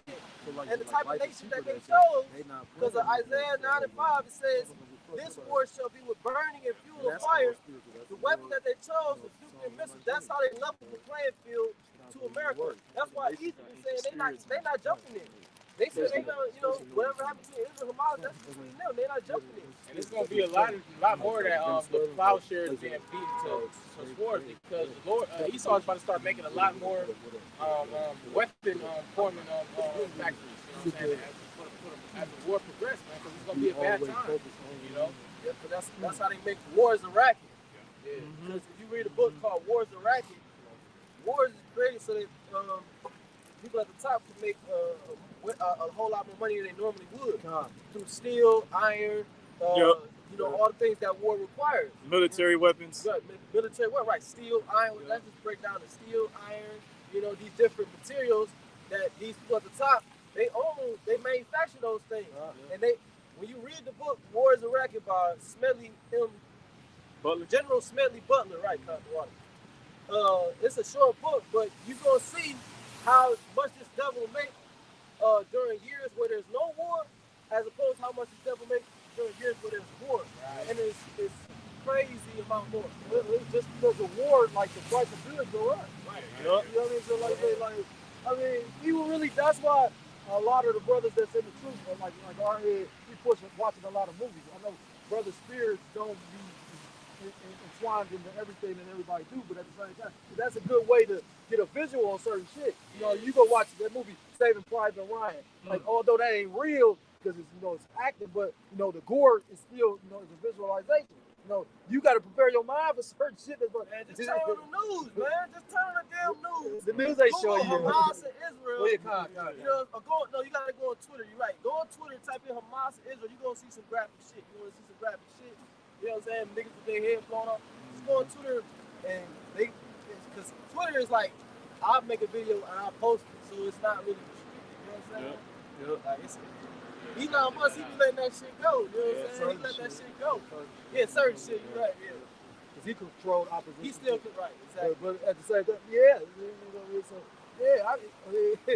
and then another reason why you should see through the spirit of the war about to come, because these motherfuckers broke. Yep. So whenever they broke, they gotta blame this on something. That's why Esau funds both sides of the war. Nah. You know what I'm saying? And he'll make it seem like it's one person against another, but really he's paying both people, man. Because like you said, war is profitable. Yeah, well, the weapons that Hamas is using, they got from the United States. Well, no, they got from either Ukraine or Israel, sold them the weapons. Right. But you see, that's how it goes. You got the top arms dealer, he sell it to one nation, then that nation sell it to 5 different other nations, and then what happens is, one nation that it sold it to, they sell it to a terrorist organization in their nation to get back at them niggas. It also show you how the world is a stage. That's when they make that statement. Because from what's coming out, like, I've seen a few posters, brothers bringing certain stuff out. Just like how America's supposed to create ISIS, Right. they supposed to create those fake Jews supposed to create Hamas. And it ain't coincidence the day of this whole situation. The soldiers that's normally at the border every fucking day, because them people are in a perpetual state of war. They leave the border this particular day and all this shit happens. Right. So you know what I mean? Like this shit, it's sloppy too. You know what I mean? Because Esau moving with great haste. Mm-hmm. Like you say, being exposed. The spirit of truth is bringing the spirit of exposure on you. You know, the spirit of searching things out is now in the earth. Because even though people don't believe in what we believe in, they admire the fact that we dig it, we research it, and we sincere, and we actually want to know what's really going on. And that spirit of actually really want to know what's going on is on a lot of people. Even though it's not to understand it biblically, it's still on them to really say, man, this is bullshit now. You know? Yeah. And I've been noticing like on a lot of these like other news platforms, like what used to be RT News, we don't got it here in America no more because they didn't cut it short. Yeah, right. They shut RT down. But yeah, a lot of these, I be watching like a lot of these other news things like Leon. They be watching the apostles. They be watching like the apostles. They'll be referencing things that we mentioned it during the camp. You know I agree with that because I watch a few economists and certain things they say, and although you can't, say for sure because we ain't there, but it's certain things they saying you like, where you get that from? You know? Well, like when Yahweh Shai was at Peter, did somebody get that? Peter, they saw Peter and they said, you was with him. Oh yeah. Because you talk like him. You using the same phrases, vernacular. He said, I wasn't with him. You talking about? She said, yeah, you was. Now finish it. If I can say too, because the brother had mentioned, that everybody knows what's going on. You know what I'm saying? Everybody's tuned in.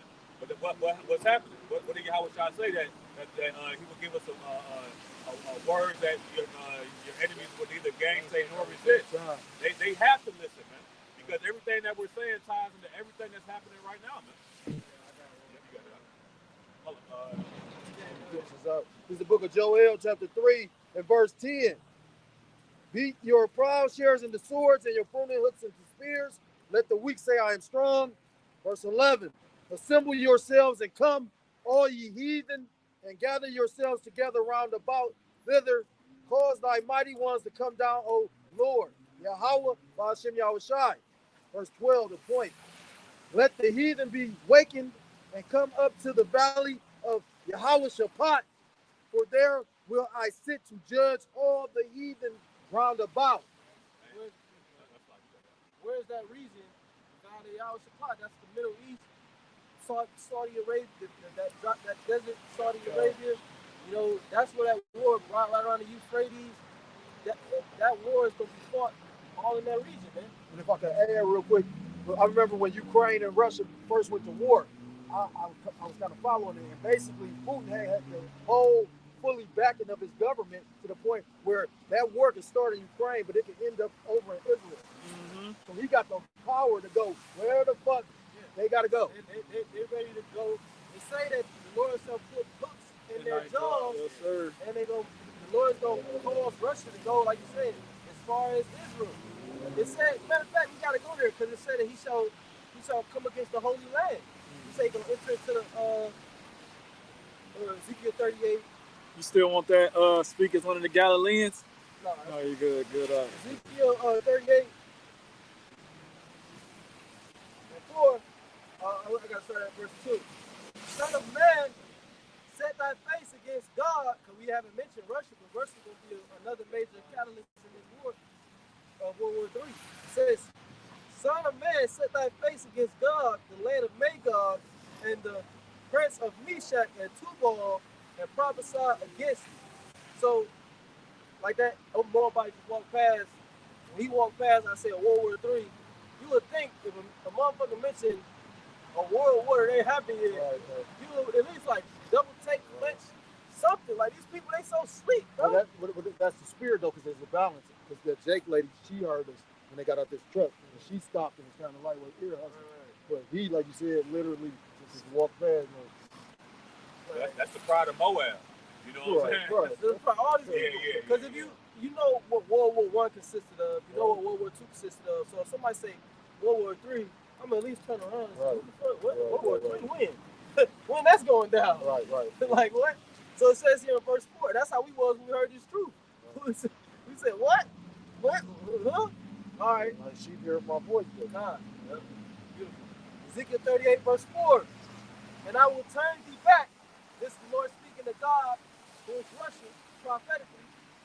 And I will turn thee back and put hooks in thy jaws, and will bring thee forth in all thine army, horses and horsemen, all them clothed with all sorts of armor, even a great company with bucklers and shields, all of them handling swords. It's like in that great company is Russia's alliance, man. Who's aligning with Russia? So that's Very good. Verse 5, Persia, Ethiopia, Libya, with them, all of them with shield and helmet. And you see Russia, they coming in and I forgot what African nation it was, but they was kind of like backing them so that America wouldn't come in there and take advantage. But you got that going on now, you know. Ethiopia, you got the BRICS. That's what it is. You got the BRICS, which stands for Brazil, Russia, India, China, South Africa. Yeah, right, South Africa. You know, And and then Russia got a bunch of alliances with different South African nations. Matter of fact, Russia forgave the debt, billions and billions and billions of dollars of debt that the African nations owed Ashar, which is Russian chief prince. Russia forgave all that, man. You see? So that means what? They want to do business. God, not just that. That's showing that, because what's that? The enemy of my enemy is my friend. Yeah. You know what I mean? So yeah, that's wise. But Putin ain't no slouch. You know what I mean? That's wise. Right. So he does. He's like a super chess player. He's a warrior. Right. Perfect statement. And then if I can add, you also got Russia and China dealing with Southern Kingdom, not Southern Kingdom, but Northern Kingdom down there in South America. So America is being sieged, man. It's being sieged, man. Around all fronts too. Well, they're talking about a lot of immigrants. We've been speaking of a lot of the immigrants coming in is really military-aged men. Yep. You know, they're really agents or sleeper cells, that's going to carry out attacks at a later date. Yep. And it makes sense because one lady, she said she posted a video. She said she saw a video, immigrant had a card from the UN. So she said she did her own research. She identified the card. The card was a UN military card, and like a reserve military card. So these people, and he said that the card getting loaded up every month with $3,000 US, Yep. and they just out here. They out here on a mission, man. Well, I believe we watching the same video because at the end of she also said that the dude said it had been being topped up every month until they got here. Oh, right. Okay. So they stopped. So they stopped. Right, paying like them it's when putting they're them in a situation. here. So now they gotta go fend for themselves and do wickedness. So Yeah, so that's how all this stuff will get down. And you got all these immigrants. Here it is. That's how you know it's controlled. It's not controlled. Well, it is controlled, but like you got these people that they pay to do wickedness, crisis actors on stage, people, because you got these people coming into America. They from all countries, all over the world, but they all coming in through Mexico. Right. Chinese coming through Mexico, Syrians coming in through Mexico, Italians coming in through Mexico, French immigrants coming in through Mexico. Why the fuck everybody coming in through Mexico if they from Italy or China? Why they ain't just coming in through China or Italy? Yeah. So showing you that it's orchestrated. Somebody's flying these people to these locations and then pushing them in through Mexico. I gotta find. I forgot who pulled it up, but it's something basically. It's an act of war that the government can do where they. I gotta look it up. Did you look that up? Which one? It's something called where the government can bring in Ezekiel 38, verse 6. Verse 5, Persia, because it's listed the allies of Russia. Persia, Ethiopia, and Libya with them, all of them with shield and helmet. Gomar and all his bands, the house of Togomar of the north quarters, and all his bands and many people with thee. And who is Gomar? That's Turkey.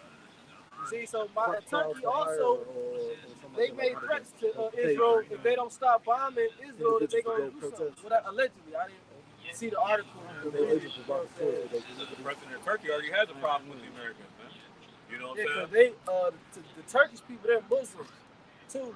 So for some reason, they support the Palestinians. See, that's another thing. You heathens, y'all don't know what to worship.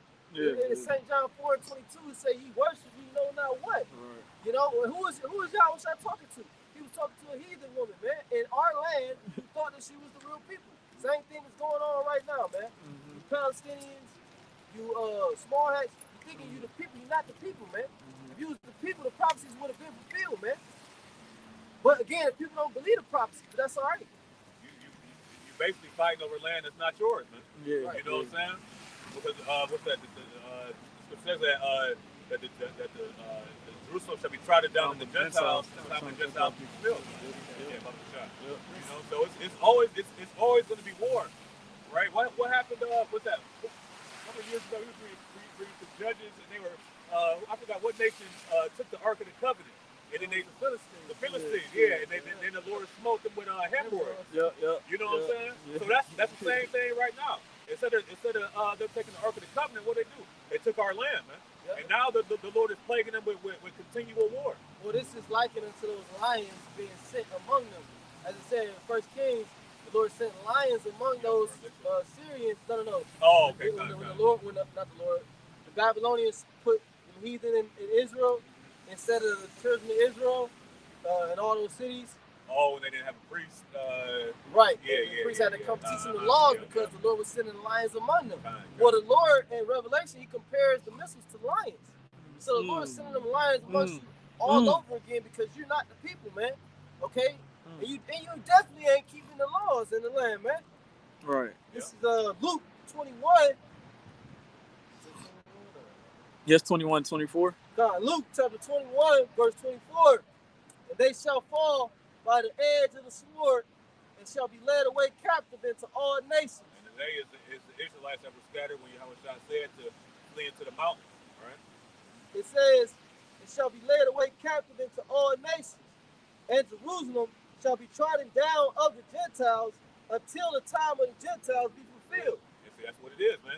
The land is being devoured, man. Can you get Isaiah 1? I found it. Can I bring this up? up? Because I forgot who looked this up. They was talking about how governments can use refugees as weapons. So it's called refugees as weapons.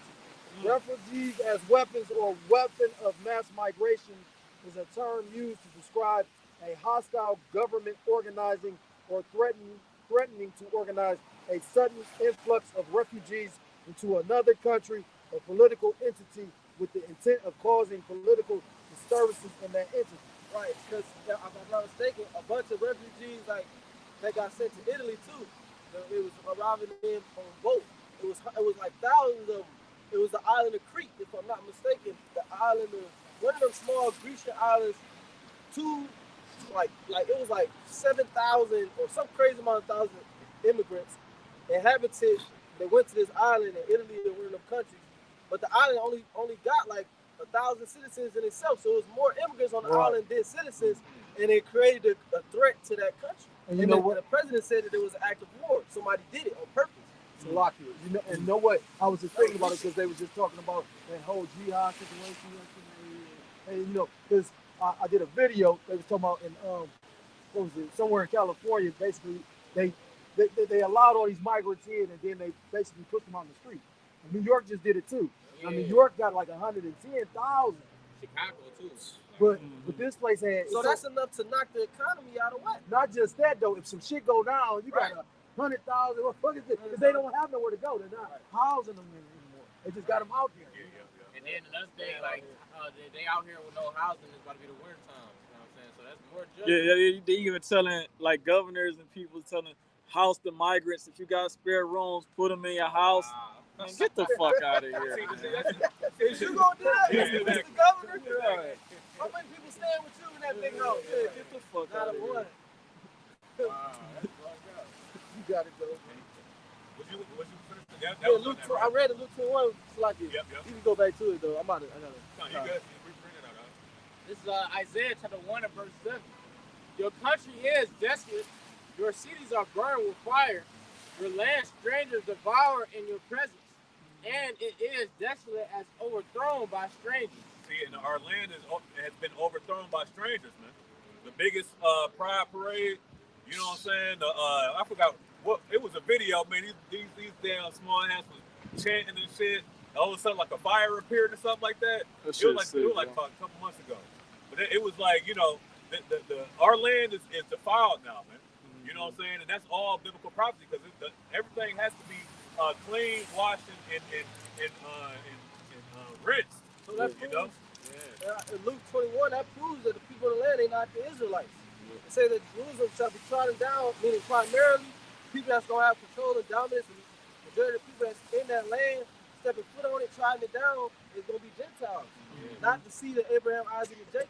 Right, and that's what you The see. seed of Abraham, Isaac, and Esau, Con, seed of Abraham, Isaac, and Jacob, no. Right, and the northern tribe was in Jerusalem during the time of the Roman Empire. You know what I'm saying? They fled out when Jerusalem. Southern Southern Kingdom. Southern Kingdom fled out to Western Africa. You know what I'm saying? You had some. You know they dispersed all throughout the four corners of the earth. You know what I'm saying? After that happened, so you know what I'm saying. The heathens is in that land now. Right. So I might as well just read it. When did the small hats get spread across the 19. four corners of the planet Earth? Right, yeah. Did y'all see that chart? The 12 tribes breakdown that they got? Oh, yeah, You see that? Oh my gosh, bro. Oh my gosh, bro. Denmark. Yeah. Well, okay, let's roll with that. When did the people of Denmark be on ships? Right. When? Right. It don't matter what you don't match the prophecy. Right. You know, if the shoe don't fit, you cannot wear it. If the glove don't fit, you got it on quick. Hey, I think I got But you that. guilty, Let nigga. me- But why is that? But that's why it says in Revelation 11 about that his witnesses will prophesy 1,203 3 or 4 days clothed in sackcloth. That because why? Because we're actively living out these curses, man. So these curses point to a specific people. You got it, huh? I actually screenshot the poster if y'all want to hear it. You want to run through it. Yeah, Baba Kashai. Had to. Children of Israel. It says Asher is Sweden. That's in Sweden. You know how Sweden is one of the richest countries in the world, man. Right. It said in Revelation 2:9, right? It say, I know that works in tribulation and poverty. The two Jews are impoverished, man. Sweden is one of the richest countries in the world. Matter of fact, Right. Sweden has the highest population of people with the micro C hip, Yeah, I man. was gonna say, yeah. They already in the big system over there, man. You good, brother? It says Dan is Denmark. Simeon is White Spain. White Oh, wow. Spain. White Spain. Damn. White Spain. Wow, where's Yellow Spain? Right. Yellow Spain, Mulatto Spain, Gad is White Italy. White Italy. So wait, so you must have a black Italy. Yeah. Brother, you talking about how there's a lot of Gadites that come out of Italy too, though. Well, yeah, that's because when Esau took Yeah, they took them over slaves, there. yeah, right. Some of the first slaves was taken from America to Spain. Portugal, Yeah. Spain, you know, and Rome and all of that. I think like you said, before they start bringing Judah over here, they was taking dead and then Yeah, they good. right. Because it was profitable. You ain't gonna just have product going one way and then you just coming back empty. Right. You know what I'm saying? You taking something there and you bringing something back. You know. And the proof of that is Christopher Columbus. Yep. Christopher Colon. He said when he saw the so-called Indians, the tribe of Gad, tribe of Reuben, the nation of Israel, he said these people are so nice. They take such good care of me. They're so loving. They will make good slaves. That's what he said. And he took a certain number of them back to the Queen, back to England as slaves. Probably told them they was going on vacation. Hey, you guys want to see the old world? Right. Yeah, sure. They got off the boats, chains was waiting for their ass. Yeah. And the coldest part is, like you said, you got to remember when this devil came over here, he couldn't survive. He couldn't maintain. So Gad, being compassionate, they literally trying to help him. And this devil come like this. Because in his mind, he thinking they're naive. They're not built for war. So let's make them slaves. Here it is. I'm somebody I don't know from a can of paint, but they're gonna teach me how to work their land. So he took it as weakness, especially because he's an Edomite, man. That's supposed to be. That show you that our people they were Gentiles even on this side of the world. They were really Gentiles too, because they didn't know who Esau. They didn't recognize that Esau was our enemy. Says Zebulon is France in their mind. Reuben was supposed to be the Holland. Naphtali is Norway. Oh my goodness. This This is is atrocious. So how can you tell the difference between the They just name it shit. You can say Yeah. They just like You tell the they difference mad at between us. They like fuck it, we gonna Hey, do go that. to camera, right? You gotta do it. it might be a damn meme. That's the new 12 tribes chart according to Esau. Man. And make sure he had to put white on there twice. Yeah. The white, it got to be white Italy and white Spain. Showing you that, see, so for white man, he don't love you Negroes like the Native Americans either, man. As much as you try to include him into this, he not trying to include you into what he got going on. You know what you made me think of as well? As quick as they try to say how we try to make this a color thing when we don't go based on color. Right. That's why you got me and that look like so-called white people and Northern Kingdom brothers in this. Right. Why they calling us racist? Yet still though, this motherfucker put white on everything. Right. He would like the brother said off Martin. He said, take the spray paint can and paint everything black. Spray all this shit black. But that's why they put the label on us as Black Hebrew Israelites. Right. You know what I'm saying? We not once ever called ourselves Black Hebrew Israelites. Right. You know? We know black as a negative word, it had negative connotations to it, meaning void of light, darkness, ignorance, wickedness. Why would somebody want to be black? Let me finish this over. It say Issachar is Finland. It said Joseph, at least they know Joseph equals Ephraim. They got Joseph equals Ephraim equals Great Britain. Oh, watch this one. Joseph equals Manasseh equals USA and Canada. So we're in the land. We're in the land of the Manassites, man. This is Like Judah. the what's the Mormons? They talk about The Lamanites. they talk about Yeah. the Gadites, Native Americans, and Lamanites. Yeah, Where's Lamanite? That nigga was a Mason, man. Stuff like that. That's what the scriptures say. What has got to do To declare my statue. Get that. Art. Get Cover in that. my Art. mouth. Yeah, get that off the This is Judah Perez, Germany. The Judites are in Germany. Right. I say Judah and Perez. Right. Like the blessing went to Jacob's 12 sons, not the sons of Jacob's 12 sons. You ain't have to include Perez. That was one of the sons of Judah. But these people, they don't know what the hell. Right. Going They on, like I said, this more so I take it and perceive it as they feel some kind of way, so they just said made up to that show you that, like you said, when you took the blessing and put it on a whole nother when the blessing came out of right. So, It said that the scepter shall not depart from Judah, not from Perez. Right. Kind of. it says Judah It's the tribe of Judah, not the tribe of Perez. said, What the hell? because and then they trying to throw two countries to make it's some weird Yeah, because they shit. try to include all Edomites. Right. Yeah. So they got to figure out a way to include all Edomites And if I can, into their little fake chart. If But I then you got, it's like a real, Go then ahead, you got other Israelites who come up against the chart. Yeah. But then this devil, he know the chart's prophecy, so he'll make his own damn chart. Yeah. And if I could add, notice these nations are what? some of them part of NATO, some of them part of the EU. Right. So these are the beast nations, man. Yeah. You know? So how can the beast be the tribes? Right. It's the beast and they the tribes. What the hell? It says Judah, Zerah equals Iceland and Scotland, and Benjamin is Iceland. And then at the bottom it says, I'm couldn't leave the 5 pages. America is regathered Israel. Hey, he covered, That's what it say at the bottom. he covered the faces of the judges there. Yeah, Right. that's it. That's it. That's Esau's biblical prophecy, man. You know what I'm saying? Right. Right. So wait. How is a dark-skinned, woolly-haired man gonna come out of these tribes? When they say that woolly, that means that it was the color. I mean, it's talking first the color, not the texture. That's why it says white. What's it?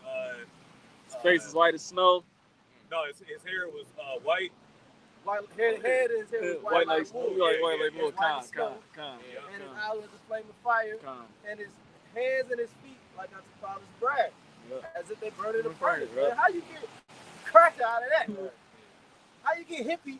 How you get Joe Dirt out of that? Right. Because they thinking they witchcraft still working, but you know what I mean? Like that shit Look. ain't working like that. It was last time we couldn't read. It was 300 years ago, man. It say his feet was as polished brass, man. We're not in. That show you that they still look at you like a dumb slave nigga on the plantation who can't read or write. Yeah, nigga, it say polished brass. That means he was white. You must think I'm fucking stupid, man. Right. The thing is that now we can read, but the problem is we can't comprehend. Right. You know what I'm saying? We The all elect can read.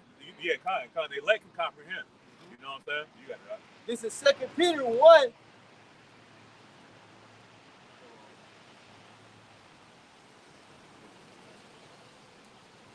Second Peter. Go ahead, you got one. This is Psalm chapter 50 and verse 16.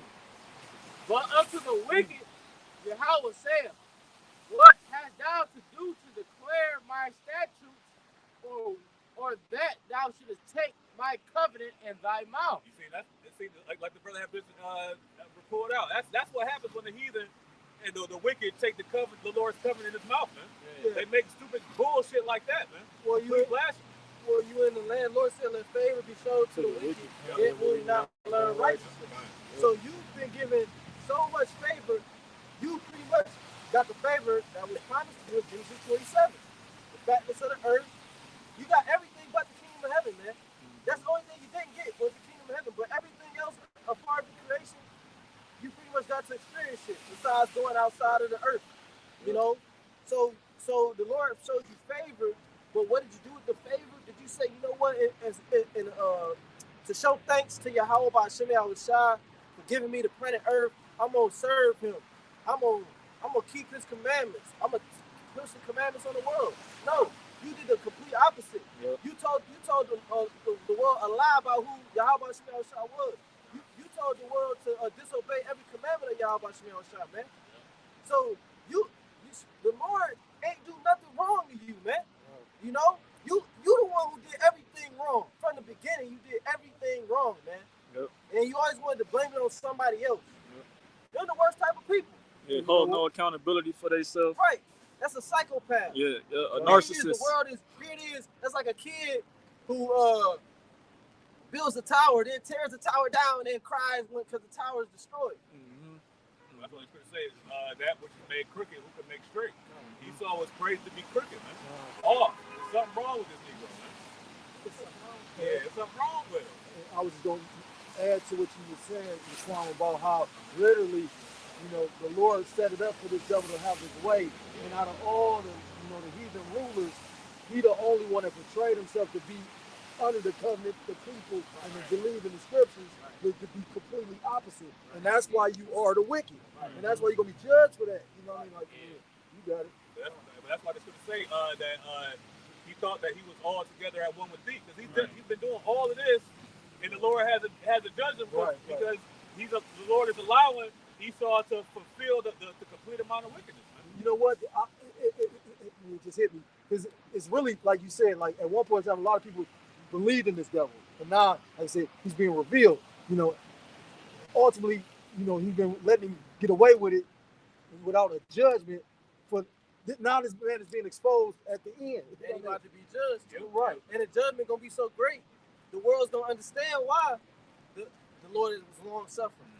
Because the judgment gonna be so fierce and so powerful and so horrific. You gonna understand why Yahweh Shah was so long suffering that you thought the Most High had forgotten about the earth, like it says in Psalms 10. That's how long suffering the Lord is, that people think that the Heavenly Father no longer exists, man. That's how long suffering he is. But when he finally bring the judgment, then you're gonna realize why he waited, why he gave y'all so much time. Mm-hmm. And you fucked it up.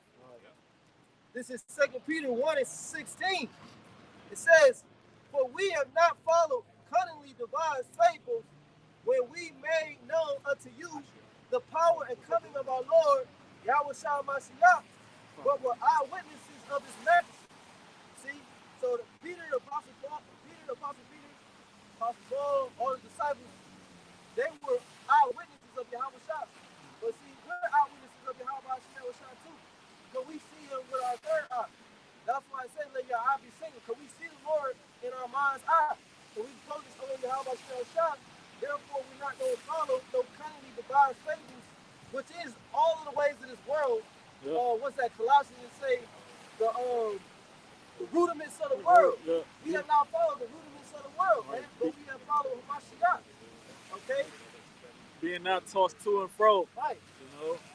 Because if you ain't steadfast and you ain't stable in this thing, you're gonna get shaken with the wind, man. You know, because it's a lot of apostasy going on right now, a lot of bullshit going on. Because the Lord is about to come. He's near, man. And it's a damn, you said something. Apostasy. Before that, you said it's a lot of go ahead. This is Revelation, chapter 14, and verse 4. It says, "These are they which were not defiled with women." And who are these? It's talking about the elect. Okay, 12,000 from each tribe of Israel, man. Makes up 144,000, the tabernacle of David. And the women is talking about philosophies, man. It says, "These are they which were not defiled with women, for they are virgins." Because we've been espoused to one husband, right? And we're to be presented as a chaste virgin, okay, to Yahweh Shai, meaning undefiled, with different philosophy. Right. The day that the elect get delivered and beamed up into a chariot, they're not going to have in the back of their mind, maybe this ain't the truth. Maybe the name is Yeshua. Maybe I should say Most High Christ flesh. They're going to be fully persuaded. You know, on that, they're going to be fully persuaded before that day comes. Yeah. We're fully persuaded now. Finish it out. It says, "For they are virgins. These are they which follow the Lamb whithersoever he goeth. These were redeemed from among men." I'm thinking about that. John chapter 17, verse 6. Them who thou hast given me out of the world. You know, it says they were redeemed among men. You know what I'm saying? Redeemed means to buy back. Yep. It says, "These were redeemed from among men, being the first fruits unto Yahweh and to the Lamb." And so that's what we do, man. We follow the Lamb whithersoever he goes, because the Apostle Paul said to be unmovable. Yep. Okay, we're being on that strong foundation, that rock, which is Yahweh Shai, man. Yep. Okay, the one that guides us and strengthens us and leads us in the right direction. You know, but we're gonna wrap it up. You know what I'm saying? Lord willing, this lesson was edifying. We want to give all honor and glory and infinite worship to Yahweh, Ba'ashem, Yahweh Shai, Ba'ashem, Rakakwadash. double honor to the apostles of this great millstone. We're gonna take Kwame Sharala. Conwell Charlotte. Wafla Ball. Wafla Ball. Shalom. Walk up a ball. Shalom, shalom.